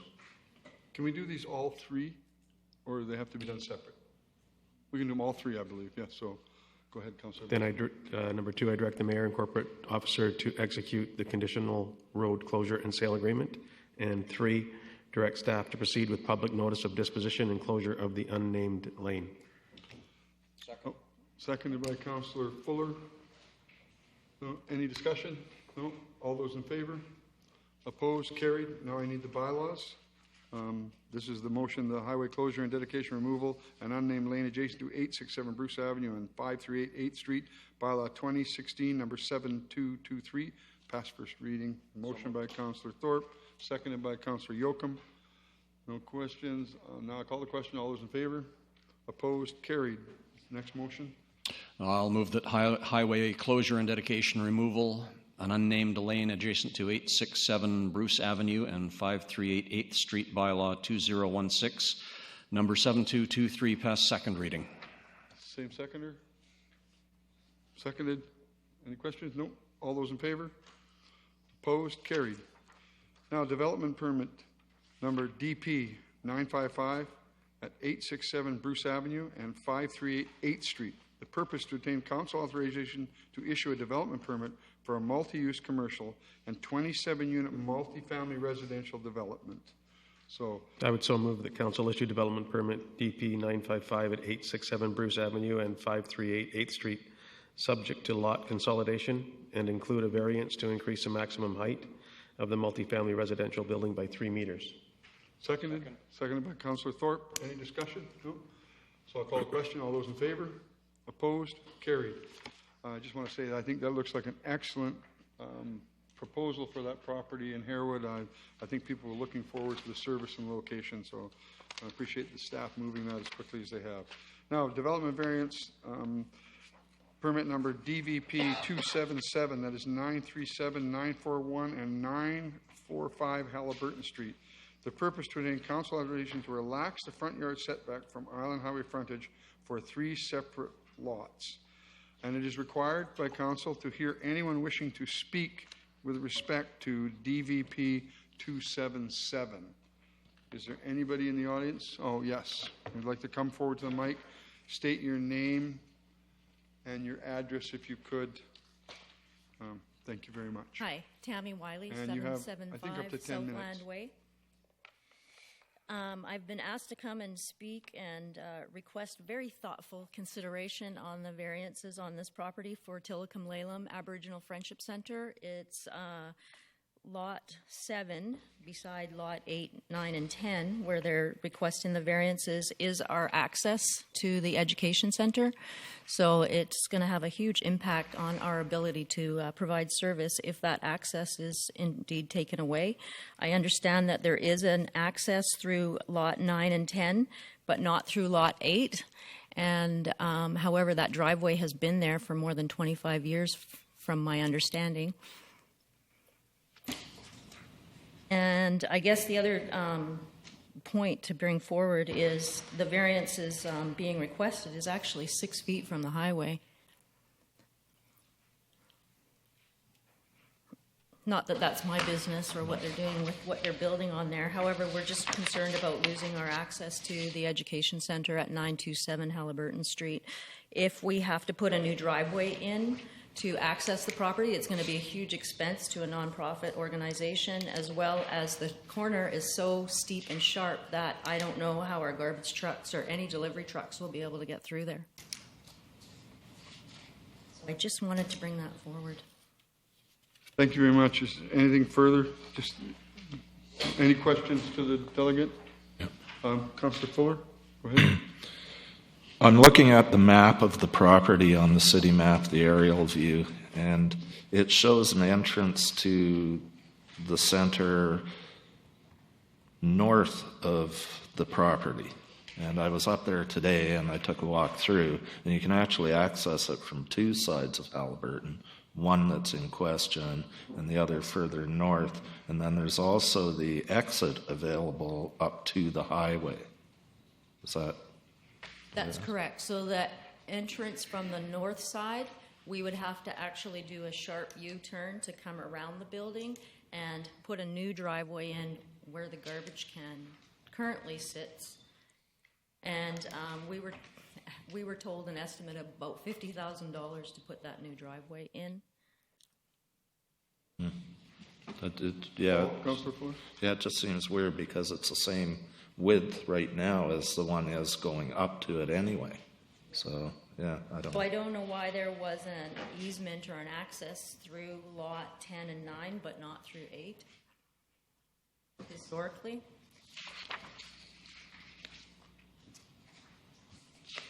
And if we could, I don't know, work with the developer, have more time, figure out a solution that's going to be conducive to both parties, that would be awesome. Were you notified about this? Yes, we had a conversation with him about what he could possibly build for us on that property, but we didn't. And we had a short conversation about the easement. But that's all. Be willing to meet with him and sort of come up with a solution that's going to work for both parties. Okay, I have a couple more questions, I believe, too. Councillor Fuller, you no follow-up? No? Councillor Yoakum? Thank you. Thank you for coming up there, Ms. Wiley. In regards to your lot's 927, correct? Yes. And the proponent is 937, 941, and 945? Correct. And the issue at hand is your driveway your access right now goes through those 3 lots, and if they move it towards Halliburton Street, that makes that, this is from my own clarity, would make your driveway obviously not usable. Yes. Correct. Right. So this would be, okay, I'll wait till staff, questions for staff as well, but I wanted, this is for my clarity, and I really hope that we can come to some, you guys can come to some resolution. And my question for you, Mr. Chair, would be for staff after Ms. Wiley. Thank you. Okay, thank you. I have Councillor Pratt. My Question for the delegate? question would be for staff as well, so I'll hold So off. I think I need a motion to receive the delegate then? Thanks. Oh, do Thanks you have very anything much. more? Nope, that's great. No, okay, thank you. Is there anyone else who would like to speak to this development variance? Oh, yeah. Come to the mic, please, and state your name and your address. Thank you. My name is Art Stott. I currently own the property through a company that I own. The variance is actually being requested for the highway side of the property. So move the building closer to the highway. The highway department, I'm not sure exactly when it happened, but they got 30 feet off the back of those lots. I think it might have been when the city owned them in a prior couple of decades ago or so. So it's actually 30 feet between the back of the lot and the edge of the right-of-way for the highway. Can you pull that mic just a little closer? Thank you, or speak a bit. Is that better? Yeah, that's better. Okay. Thank you. There's actually 30 feet between the back of the lot and what most people would recognize as the highway up top. There's a slope that goes up to the highway.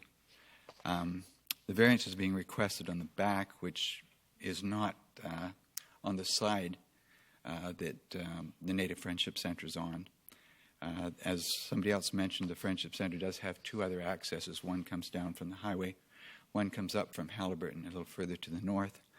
The 3 lots, as you can see on your application there, the top lot, which is 937, I believe, is accessed off Halliburton through a right-of-way, an easement, I should say, that's registered against the first 2 lots, 945 and 941. That right-of-way allows access to 937. It's for the benefit of 937, so you can get something up there. The easement does not go through 937, so people who have been using the road previously for parking or driving or whatever have simply been driving over somebody else's lot, which I guess nobody's objected to, but they've had that benefit for a while. And, unfortunately, developing it will basically cut that off.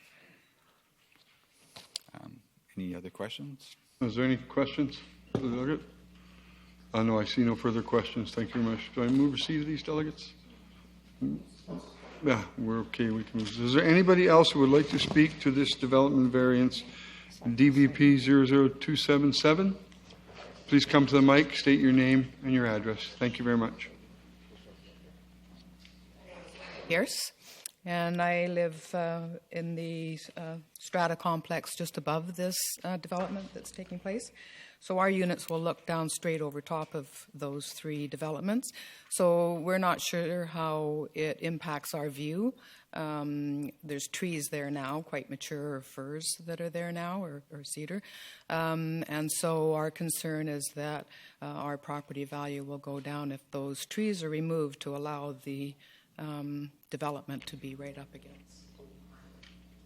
So there's 3 owners here from Newport Vista Village, which is the complex that is just up top of the hill looking down over the highway. You enter off of was it Bowlesby, or you enter off Is correct. Bowlesby, Crescent there. You enter off of Victoria Road. So we weren't sure if the duplexes were going to be built one on top of are they high or are they side-by-side duplex, and how much of the trees will be removed that will then we will be looking directly at the mill. I'll give this question through to staff currently, but I believe now this is just in order for the variance, and then the more detailed drawings would come later. And so through to staff, Mr. Lindsay.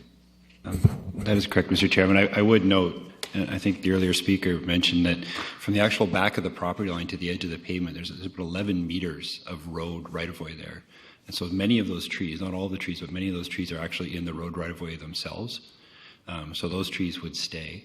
In addition, the units themselves, because of the fairly steep nature of this property, the roofs would actually be below the highway themselves. So the buildings themselves wouldn't have any impact on existing views. And I think that a significant number of the trees that are there today would be retained as they are in the road right of way. So my understanding then is that we're not sure how that development will exactly take place at this point. Right now, we're just talking about the variance and just the variance. That's a development will variance be an issue permit in the future. And then once if the development permit is issued, then they can go ahead and start the more intricate designs of the property and the buildings. Have input at that point? No, I believe not, because it's subdivided nothing. lots. It is subdivided lots. Yep. And it is would be developed under the zoning for the lots. Unless they came through for a rezone, it wouldn't. But I believe it suits the zoning and everything now. So this is your chance to make a concern noted. So that's the concern of some of the owners on Bowlesby, is that they want to retain those trees. That's the one spot you drive along there, you actually see the water right through there. Those I have trees. a great view of the water from where I am. I'm at 180. I'm right in the middle. I'm right here, and I'm looking straight down the middle of those three lots. Right? So is there, Councillor Fuller has a question. It was more of a statement. If you look at the aerial photo, you will see a considerable number of trees along the highway that are not in those properties.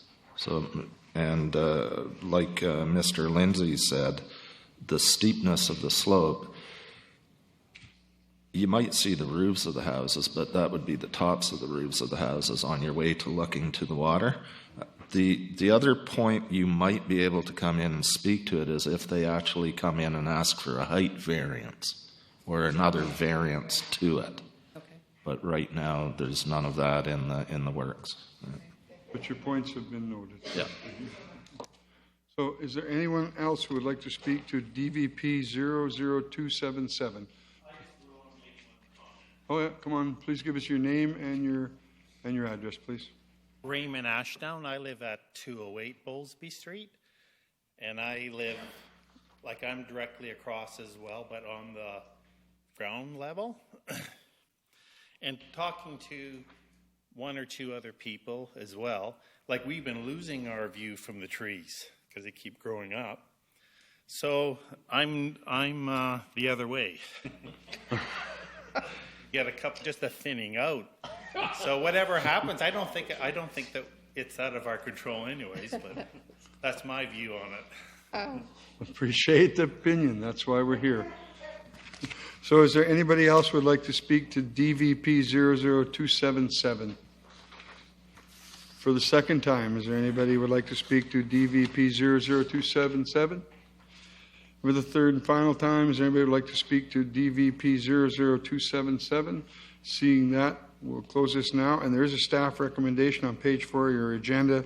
There's a motion that council issue a development variance permit number DVP 00277 at 937, 941, 945 Halliburton Street to vary the required front yard setback from 6 meters to 2 meters in order to permit the location of 3 separate duplexes on 3 separate lots.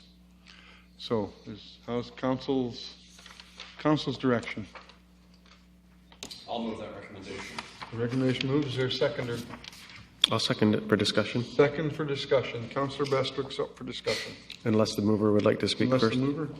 Yes, the mover will speak. One sec here. Okay, come on. What is Sorry, it? I'll just go off. There you go. Thank you. Thank you, Go ahead, Chair. Councillor. Yep, just very quickly, I will support this recommendation. I hear the concerns from the Friendship Center, and I realize it's an inconvenience, but there are other accesses, and basically, from what I can see, the traditional access that people have been using has been across this private land, which is now being developed, and I don't think we are in a position to stand in the way of that when there are other access routes available. Thank you. Samra.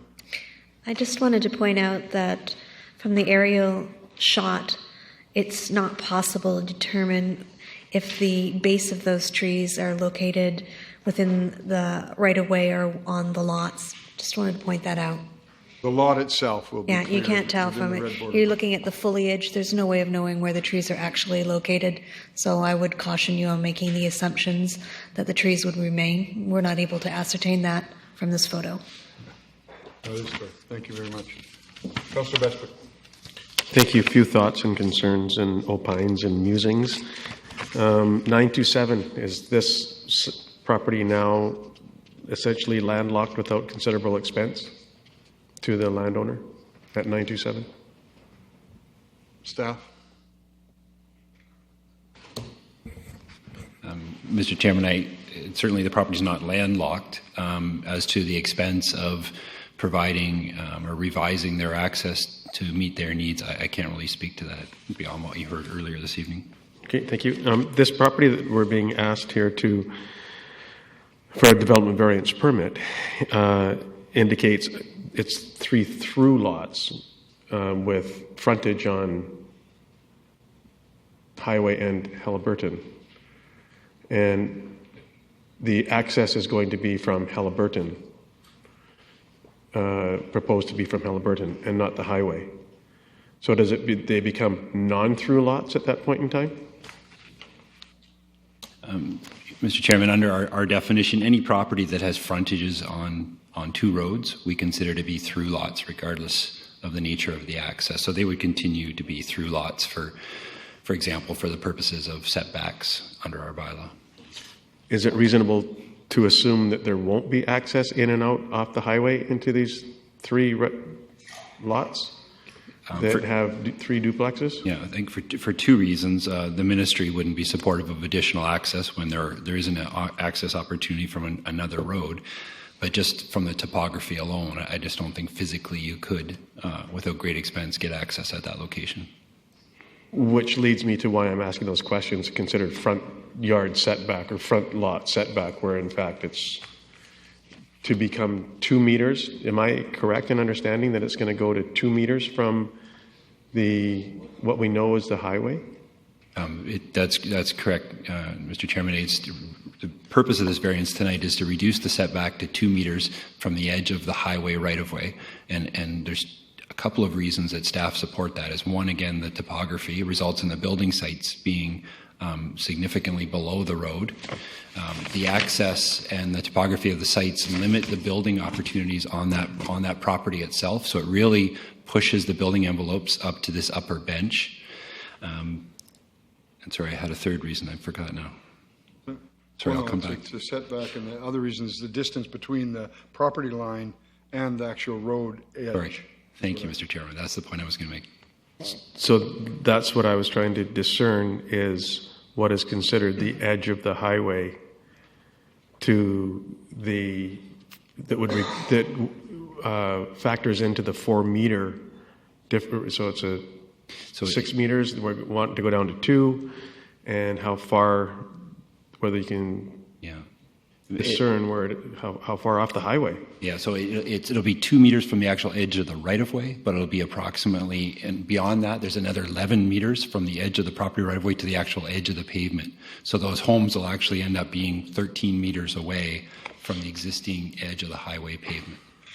Okay, thank you. That specifically answers my question. I'm just need a little bit more thought on 927. I get that it's been accessed through all or 2 or 1 of the 3 lots that we're being asked to have a development variance on. How do we propose that there will be access to 927? What's the proposal to get in and out of there now? Well, Mr. Chairman, maybe I would ask you to look at page 57. It might help me with the description here in your agenda. And page 57 is a copy of the legal plan that shows the approximate locations of the 3 duplex units in question. It also shows on here the existing registered easement that's in favor of lot 8 and lot 9. So that dashed line there is the existing driveway. That driveway continues all the way up and provides access to the property in question, the neighboring lot, but that's an unregistered easement. There is no protection. So at this point, it's an issue between property owners. What I've heard earlier this evening is reconfirm that there's other access opportunities for that property, but in order to provide to upgrade that access in a way that they see that's necessary, that there be some cost to them. But at this point, that's an issue between the two property owners. There's no existing easement over this private property to allow for that access to be retained.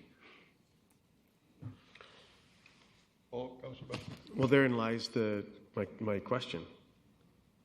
So if it's up to the property owners, we provide the DVP tonight, then we wash our hands of access to 927 and say, so it's up to you guys. You guys figure it out. Mr. Chairman, I would really encourage council to separate these issues out. I realize that they're both in front of you this evening, but that's the question for council really is whether the setback variance is appropriate. The fact that there's a historic easement between one property and another, in staff's opinion, isn't really a factor into the variance. Thank you. So I wish not to debate or argue, of course, over whether but by virtue, this is what happens when we end up doing DVPs and rezonings and all those other things. There's a trickle effect that has an impact somewhere.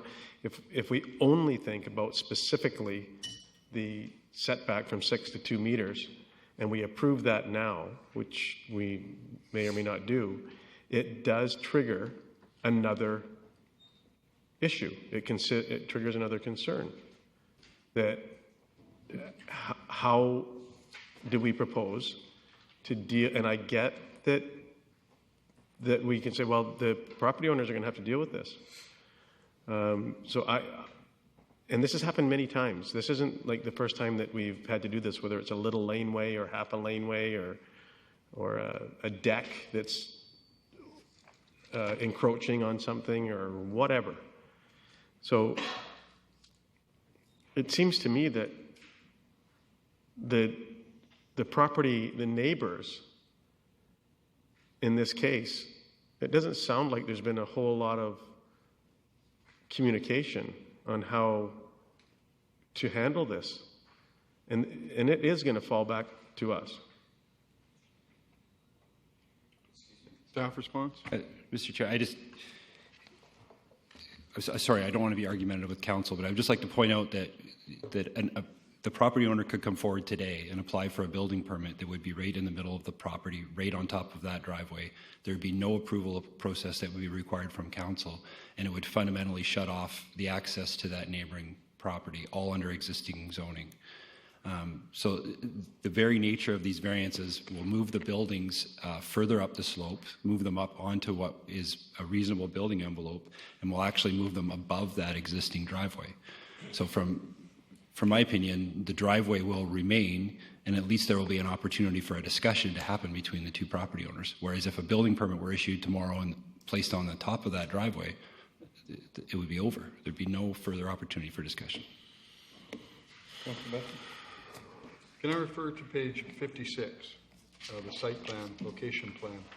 And I do want to reiterate that on the CC1 property in the top of the page, which is the Tillicum property, and you see the shaded area for 937 next to 927, there is an access at the Island Highway that cuts in, which is not, my concern there is people exiting, coming south on the highway and cutting into Tillicum. That would be a concern for me. And then there is a road down where the CC1 is approximately, that comes up in what I will call the eastern side of the building on the Halliburton Street side. So there are two accesses, but as Mrs. Wiley, Elliott Wiley suggested, is that bottom access to come in from Halliburton Street, there will be sharp corner at the building right next to 937 where their garbage cans and their refuses, and that was her concerns. But there is still two accesses to that property, two legal vehicle accesses to that property. So, and like I say, it's not completely cutting off the access, but it is changing what's been utilized for 25.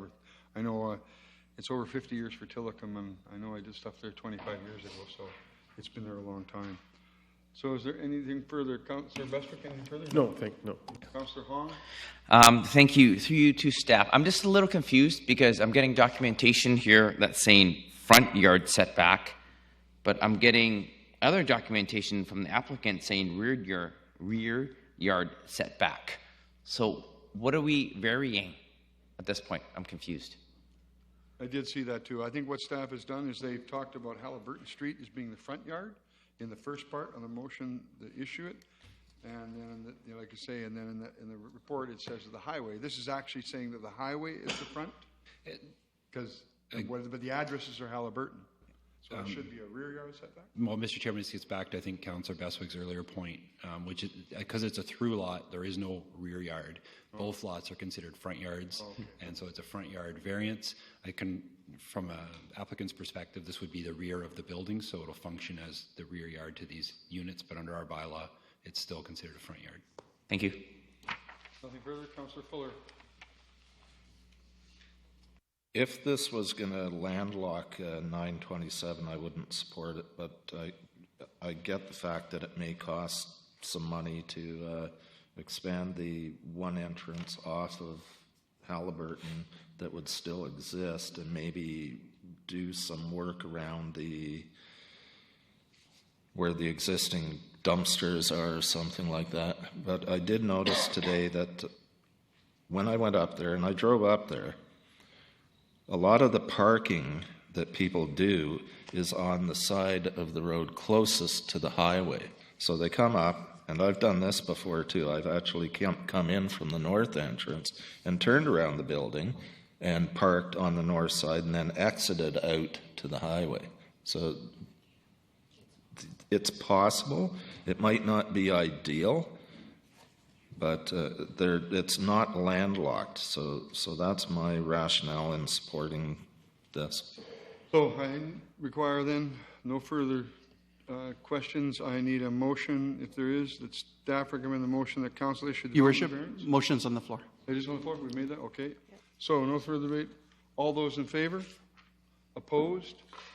Note that Councillor Yoakum is opposed and the remainder of council is in favor. Thank you very much. Excellent debate. Now, development variance permit number DVP 278 at 3001 Nayland Road. Maybe before I do that, I hope that the owner of the property will work with Tillicum to try and facilitate the best neighborhood agreement that we can, and I think our staff can help with that too. So thank you very much. So development variance DVP 278 at 3001 Nayland Road. Purpose today, council authorization to increase the allowable projection for an open deck within the rear yard in order to permit a recently reconstructed open deck. It is requested that council hear anyone wishing to speak to respect to DVP 278. Is there anybody with respect for the first time? Anybody would like to speak to DVP 278 the second time? For the third time? Gone. Now, I would so move that there's council. a delegation, though. Mr. David Fengstad? Oh. Yeah, so sorry. Come on, Mr. Fengstad. Please approach the microphone. Give us your name and your address. Sorry, Billy. David Fengstad, the property is 3001 Nayland Road. After reviewing the agenda and the staff recommendation, I'll cancel my presentation. I'm okay with, I think you have sufficient information. Okay. I did bring a more supporting documentation if needed. Is council any questions? Councillor Bestwick? No. Well, thank you for submitting the additional information that you provided. So, I also move that council issue development variance permit 00278 at 3001 Nayland Road to increase the allowable rear yard projection for an open deck within the 7.5 meter rear yard setback area from 2 meters to 4.33 meters in order to permit an open deck 3.17 meters from the rear property line. Whew. seconded by Councillor Pratt. Any further discussion? No? Let's call the question. All those in favor? Opposed? Motion is carried. Now, proposed telecommunications tower at 3575 Shenton Road. This is a second request for concurrence. The purpose to present a second request from Rogers Communication for a letter of concurrence to Industry Canada in response to a proposed 40-meter telecommunications facility at 3575 Shenton Road. We have a delegate, Mr. Chad Marriott. was it Marlett? Sorry, I thought it was an I in my line. Cypress Land Services Limited. Thank you. I had Marriott Hotels in my mind. Yeah. Good evening, Mayor and Council. Thank you. Name and address, please. Chad Marlatt. I'm with Cypress Land Services, representing Rogers, and from Vancouver. Address 2223 Victoria Drive. So you're correct. This item was on the agenda in a December meeting, I believe. So we're back here. We've gotten some clarity from Industry Canada. Both staff and Rogers has been in contact with them. And we're here to ask for concurrence for the proposal. So I'll just run through a quick overview of the why the proposal's needed, a summary of the proposal, the coverage it'll provide to the area, an overview of the consultation we did, and then I'll go through some of the visuals and then answer any questions you might have. I'll run through it quickly, so if you want, stop me if you need to. Okay, so a lot of the demand for new wireless infrastructure is really driven by data these days, and it's a lot of smartphones or laptops that are using wireless networks, and they're really draining the networks. So in the North Nanaimo area where we're building this or proposing to build this one, there's about 6 cell sites there. This would be the 7th one. And basically the network in that area is getting drained by a multitude of people using it, similar to other urban areas. People come to expect wireless services as a basic utility, so they expect it with any neighborhood they live in. It's obviously important for emergency communications, both indoor and outdoor, on highways, in the backcountry, all over the place. I'd say more than half of households today have wireless devices. They don't have landline devices, so people are really relying on it. As I mentioned, it's like a basic utility now.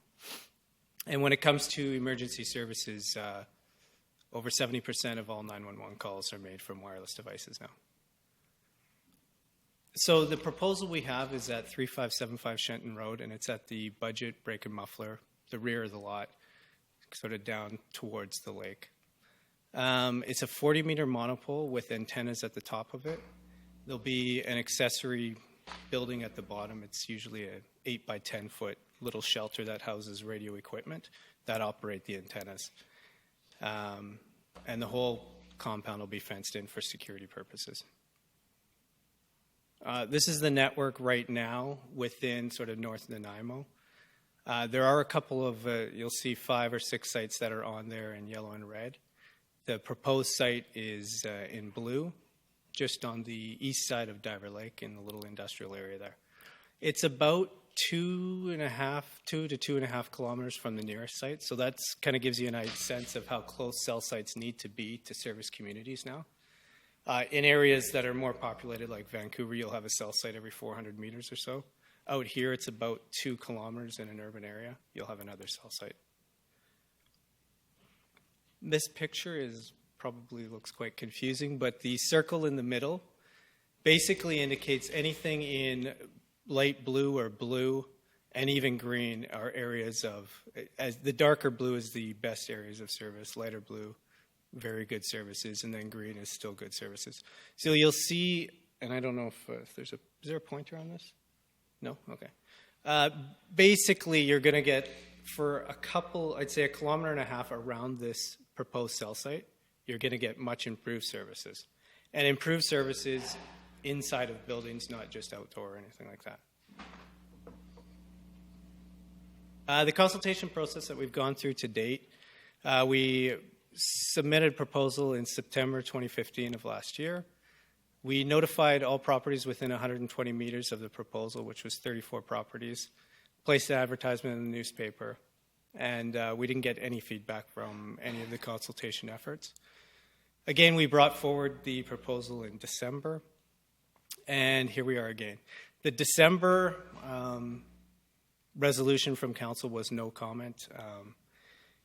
And I know Industry Canada's rules can be kind of gray surrounding this, and we can have a discussion about that afterwards if you'd like.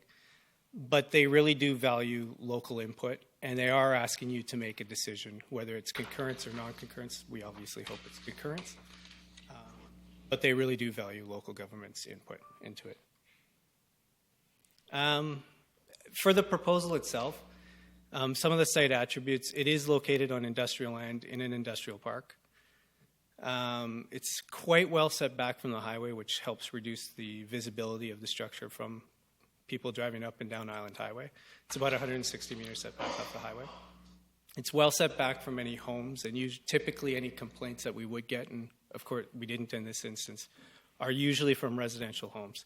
The nearest residential home is about 275 meters on the other side of the highway. And it's a monopole in design. Typically in urban areas, we'll do a pole instead of a lattice type, bigger steel structure to reduce the overall visibility of the structure.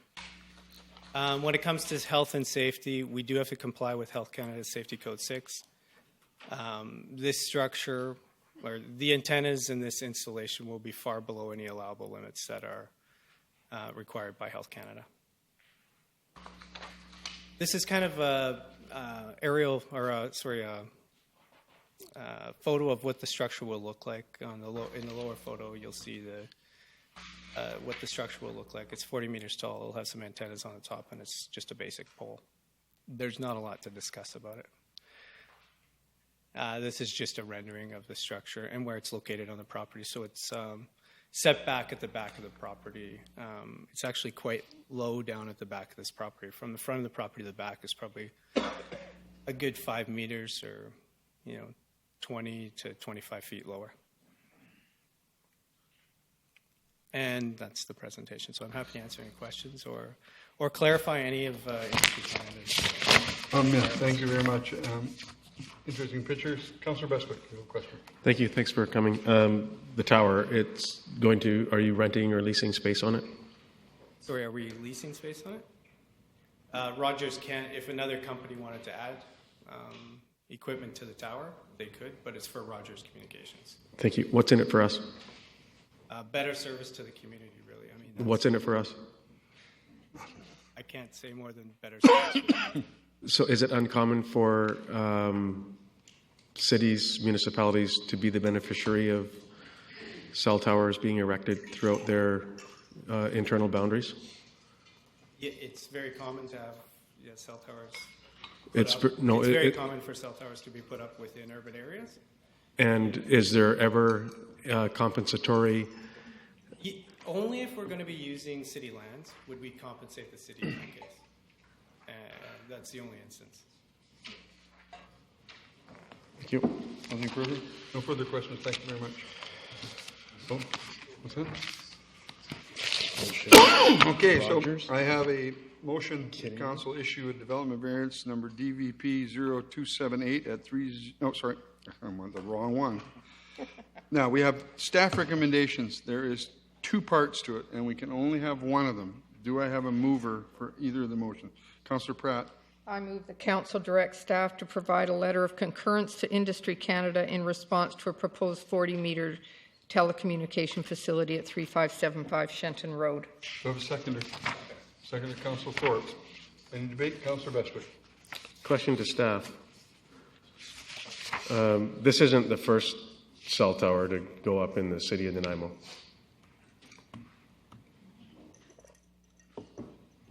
That is true. And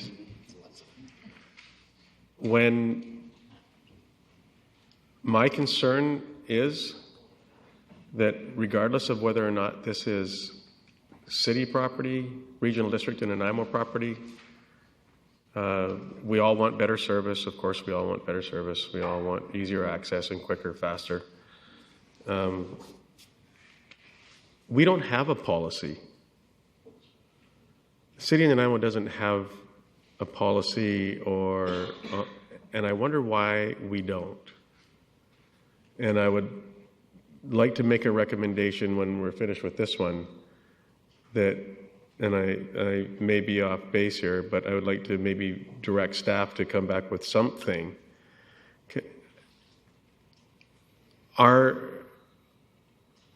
From my point of view, whether people think that a tower is ugly or beneficial or whatever, at some point in time, and this is this is with all deference to the presenter, it's got nothing to do with it. The last time I checked, Rogers was doing okay. And I've got to think that if you want to do business, and I think we've missed a boat, and I'd like to take, just like everybody else would like to take advantage of business, I would like to think about business on behalf of the city of Nanaimo. If it wasn't our property, we'd be getting something out of it. Just because it isn't, I don't think we shouldn't be. So I'd like to see us do something with a policy. Airspace policy? It's an airspace policy. So however if that comes out of this eventually, I don't know how much room there is for how many more towers we're going to be putting in Nanaimo, but Staff have? That's just a comment. Mr. Chairman, just in response to Councillor Bestwick's statement there, I would just say that there is a existing council motion on the books for staff to work on a report regarding a cell tower siting protocol. So that is in our work plan, and that's something we do need to bring back to you. That would look at primarily the preferred locations for cell towers and any kind of public process that council would want to consider as approval. That would be the extent of a typical cell tower protocol. Sorry about that. Anything further? Councillor Hong. Thank you. I think in the same lines of what Councillor Bestwick expressed concerns about, I do have concerns about these 40-meter towers, what that does to the property values surrounding the area, because I know that there's a really ugly one up in College Heights, which kind of deterred me away from buying a house, because I didn't want a cell tower above me. So I don't know if we are missing the boat on any money or anything that affects the city in financial parts of property value or the taxes that we can collect from BC assessment. So I actually might call BC assessment and see how they actually do that. Thank you. If there is an effect on that. Yeah. Ms. Sammer, do you have something? Just other than we can expand the scope of the report to include cell towers on city property and on non-city property. Thank you. So we have the motion number 1 on the floor. It has been seconded. I see nothing further, so I'll call the question. All those in favor? Opposed? Motion is carried. So I need advisory commission's minute. Parks Rec Commission meeting held November 25th, 2015, and the Core Service Review Steering Committee minutes held on the January 4th, 2016, be adopted. So moved. Moved by Councillor Thorpe, seconded by Councillor Pratt. No further questions. All those in favor? Opposed? Carried. Now we'll move to Community Service Travel Assistant Grant Recommendation to be introduced by Councillor Thorpe, Chair of Parks and Recreation. It's to obtain Council's approval for travel assistance grants. Councillor Thorpe. Thank you, Chair. This is on page 113, 114 of your agendas. There were 2 grants recommended by the Parks and Recreation Commission. Nanaimo Track and Field Club, $200 for 2 athletes that attended Canadian Cross Country Championships. And Woodland Secondary School, $200 for 10 athletes that attended Provincial High School Girls Volleyball Championships. I would move the Commission recommendation. Seconded by Councillor Pratt. Councillor Bestwick? Yes, please. You're on. Thanks. To Councillor Thorpe, do we think less of volleyball than we do of track and field? I see there's 10 athletes and they get $20 each. Is it a maximum of $200 grant? Thanks. Thanks, Councillor Bestwick. That's an excellent observation. And no, we certainly don't think less of them. These grants are a first-come, first-serve, and these 2 ate up the last of the money that was available. So $200 was all that was left for the Woodlands request, unfortunately. Under normal circumstances, we would have granted them $100 per athlete? I believe so. And what are the deadlines? Or when does the next rollout of monies become available? So they went in December of 2015. Had they waited till 2016 to make their application? Because we provided people with dollars post event. They've actually even made applications after an event actually happened, and there's monies available. So I'm not questioning why we did what we did. Just be, if they waited till 2016, would they get the full lump? The grants are for a calendar year, but I'll let Mr. Harding comment on possible strategy that might answer that question.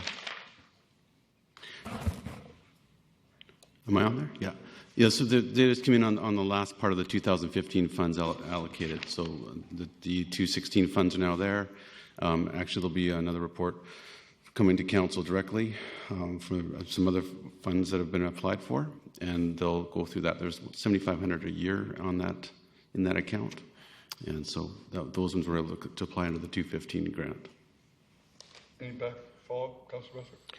Well, you're not going to like this, but if we just got some money from the Rogers Tower placement, we would have been able to put it towards sport grant allocations.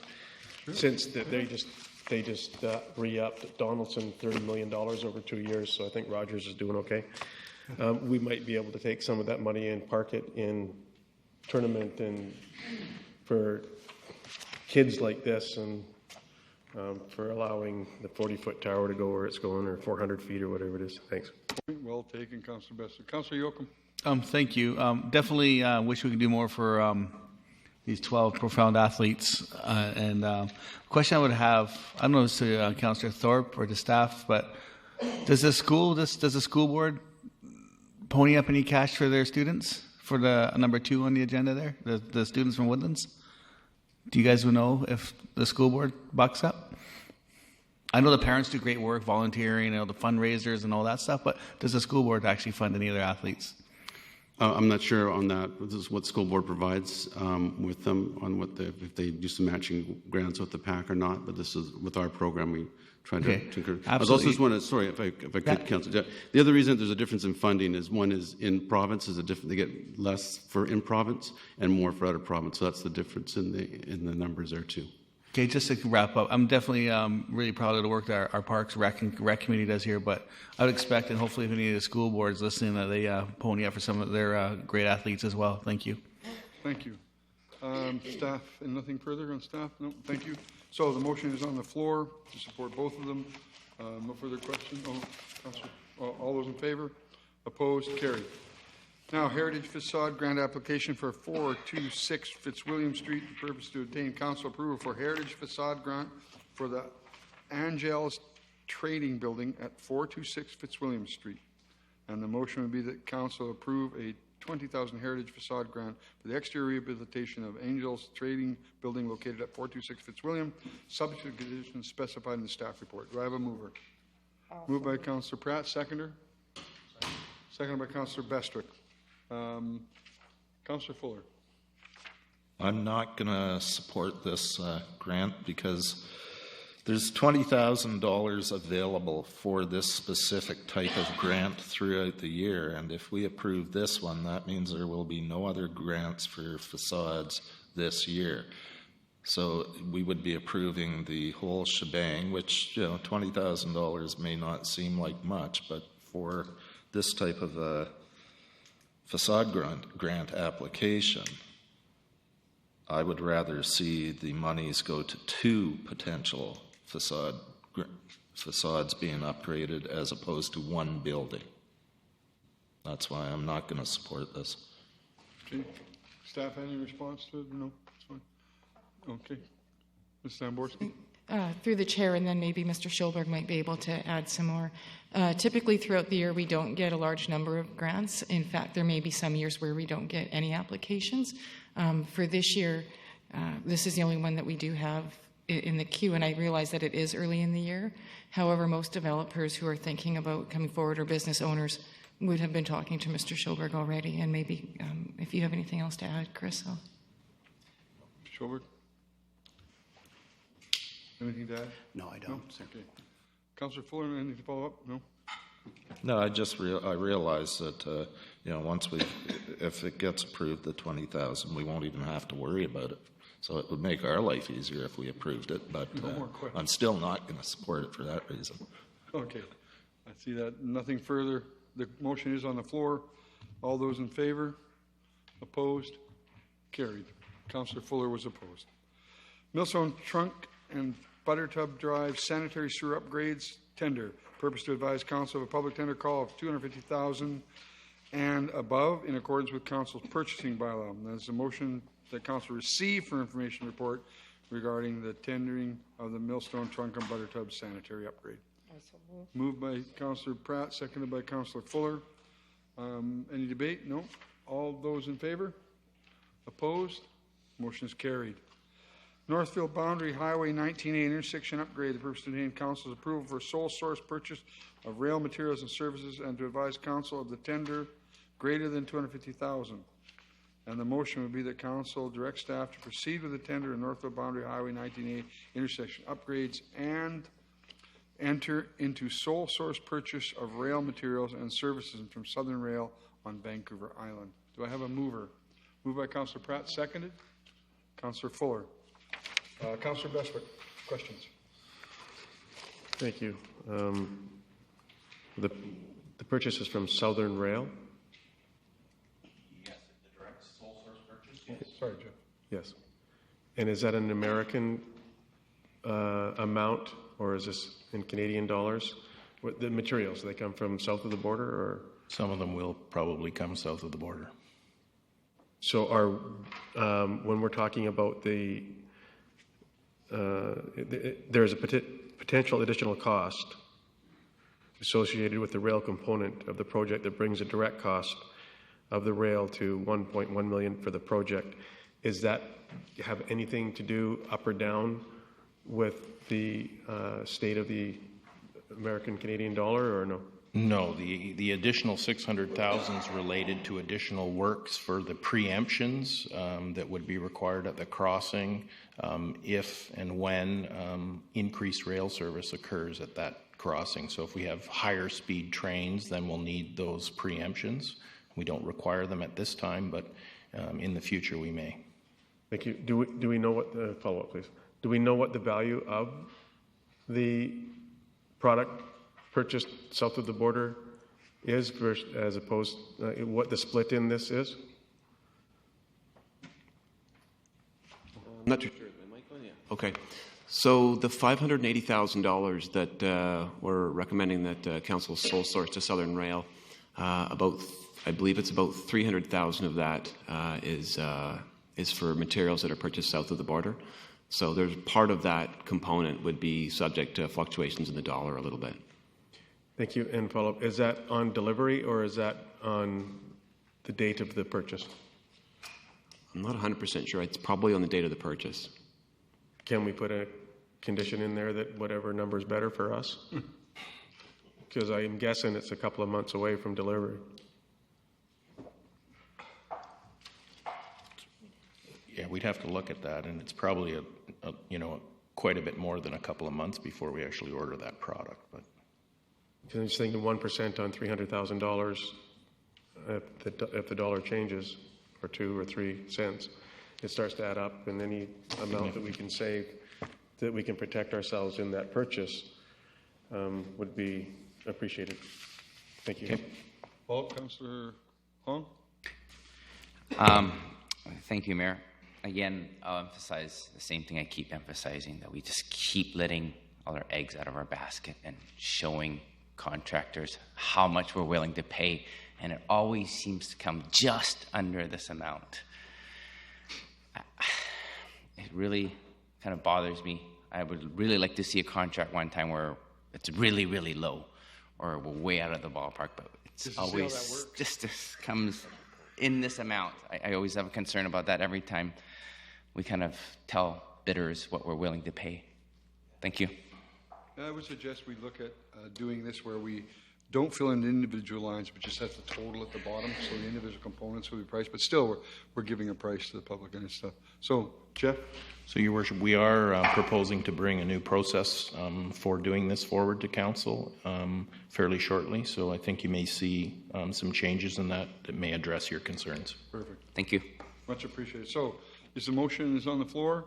No further debate?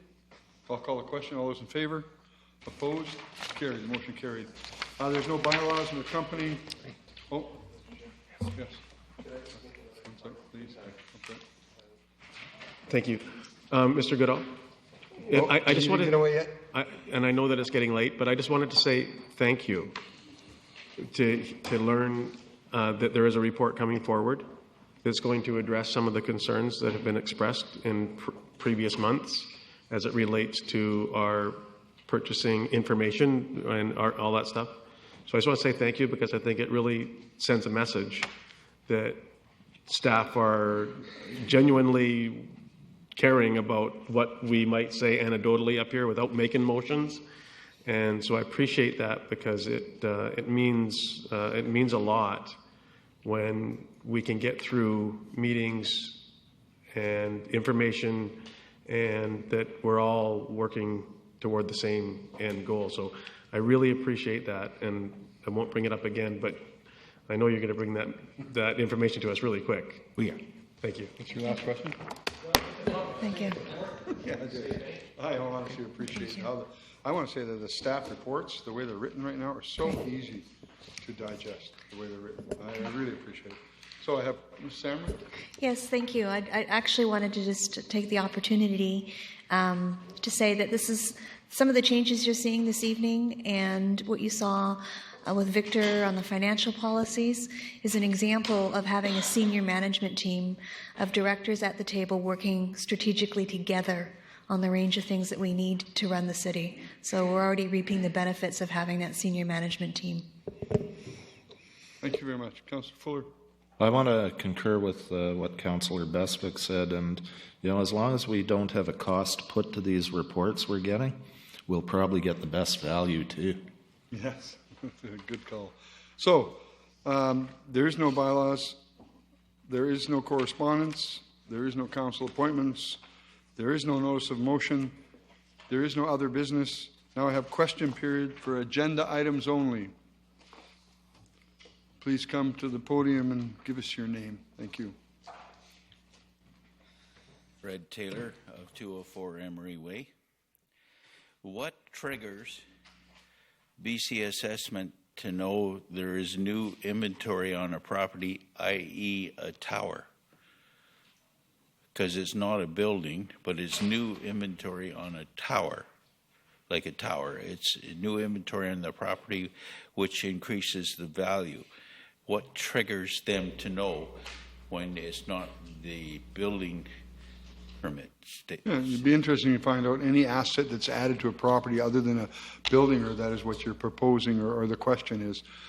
Personally, I'm not certain there is maybe a trigger for that. The question is the city going to do its job to let them know there's new inventory going on the property? Well, I may turn this to Ms. Samra. I'm not certain she has an answer, but I might say it goes along with Councillor Hong's thing, that in fact it might, well, Councillor Hong says he has something, but it might go along with his saying it could in fact devalue property.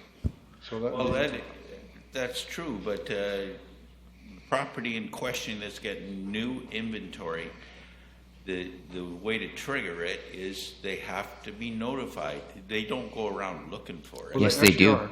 They actually are driving around. A tour of a certain area, yes, but it could be 5 years sitting there for 5 years before they run across it. So, Councillor Hong, you have something? Yeah, I think we just had this presentation at the RDN, and these were some of the points that they pointed out, that they do have a van that drives around yearly, and they also do flybys every 2 years, if I'm not mistaken, is what they said.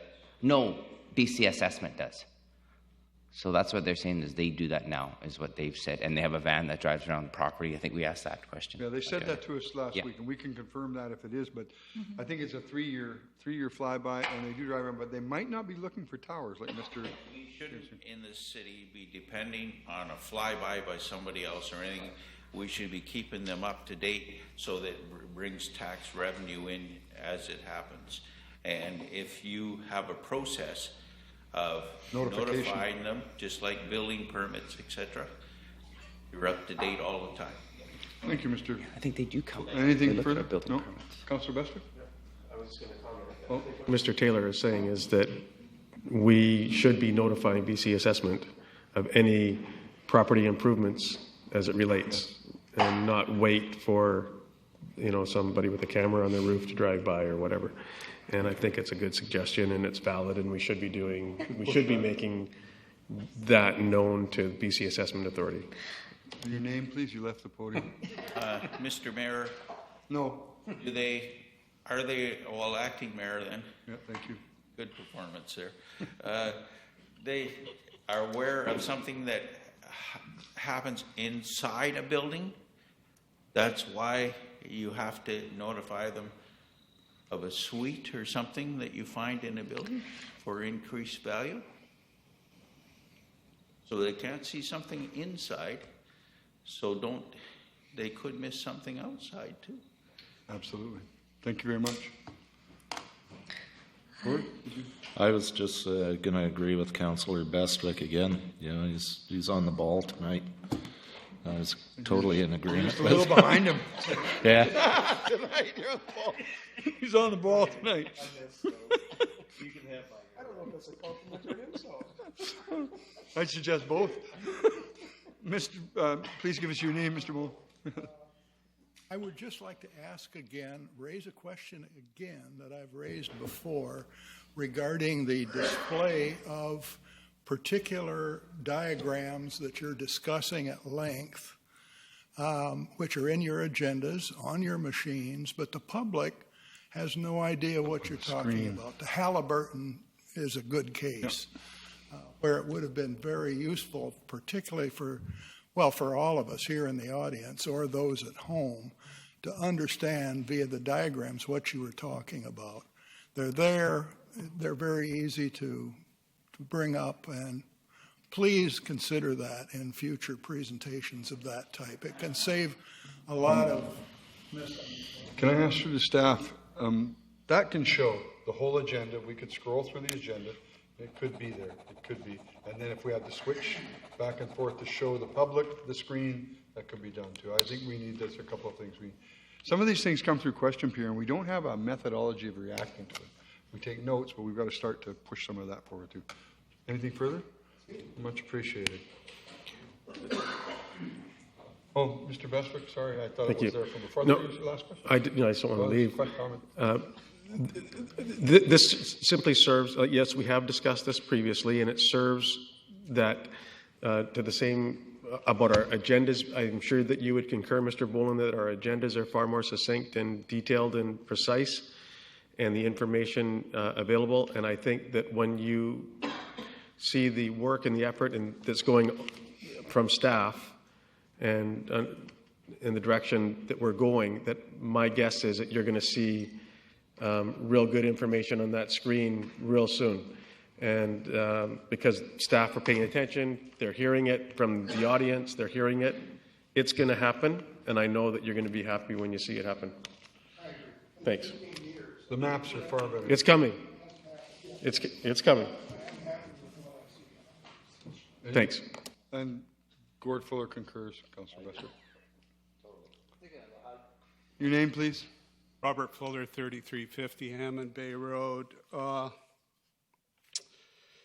noticed tonight that you adopted the minutes of the regular council meeting sitting in Nanaimo on January the 18th of this year.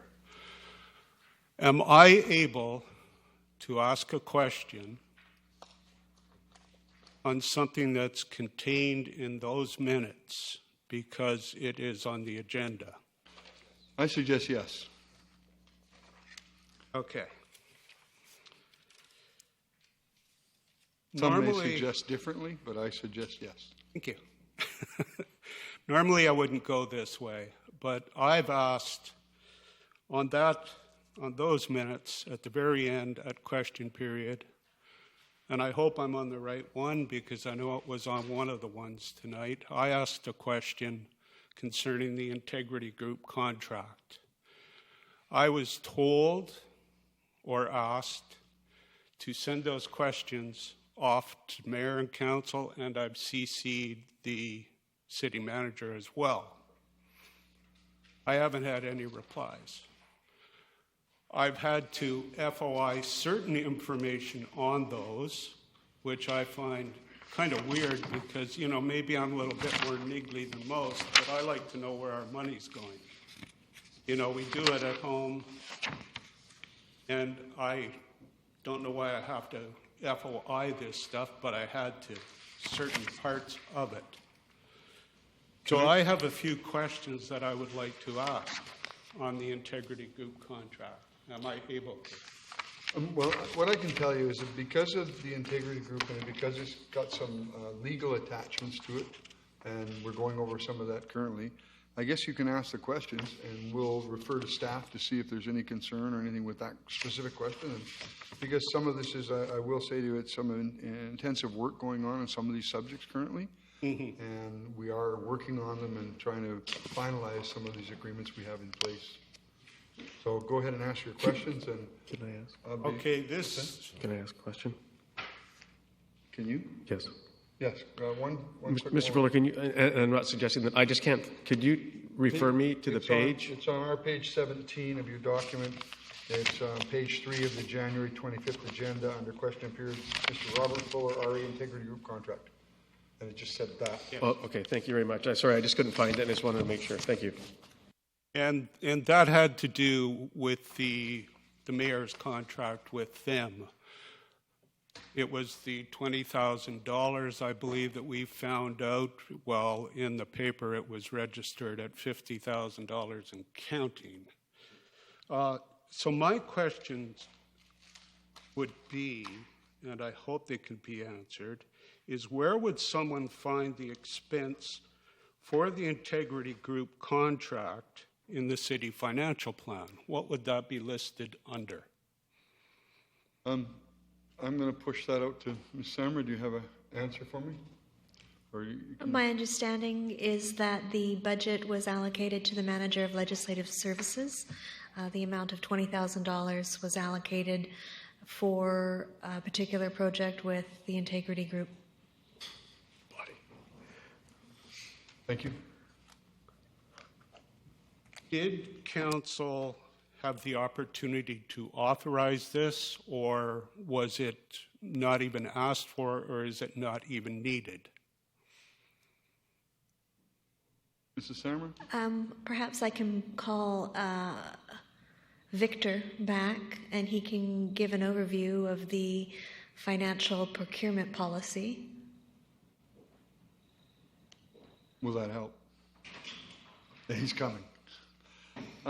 Yeah, this is again, we're having an interesting time on the process. Okay. So, Financial Director Victor, did you hear the question about the billing for the Integrity Group? Where was it? What department or where was it built, or where could it be found in the? I already answered that question. Oh, we did. The second, yes. The follow-up was how was it purchased, basically, in the process of purchasing, and did council have the ability to review that? Or do they even need to authorize it?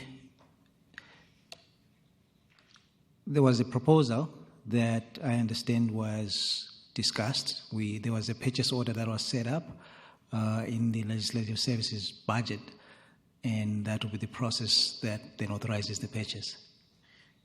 high level. Okay. Generally, how? So, in general, what would happen if council would have a project like that? They would approve a budget. They would direct the city manager to go and do the procurement, and then underneath that, we'll do the purchase orders that we exchange with the vendors. That will be the high-level process. So all of council would have approved it? That will be the process. Did council approve this? We can't answer that We question. can't answer that question right now. We're still trying to confirm exactly how this process happened. It's a bit gray for us. Yeah, well, it's an in-camera issue currently. Well, I understand that, but it's just, it's our money. Thank you. Jim. Councilor Yoakum? Yeah. Mr. Fuller, I'm sorry, I don't... Stay there if you want. Yeah, stay there. Sorry, I look forward to this whole thing where we can discuss it. I'm looking forward to it as well, where the public can hear all the facts and all the truths about everything on this type of stuff. So I look forward to it as well. Thank you.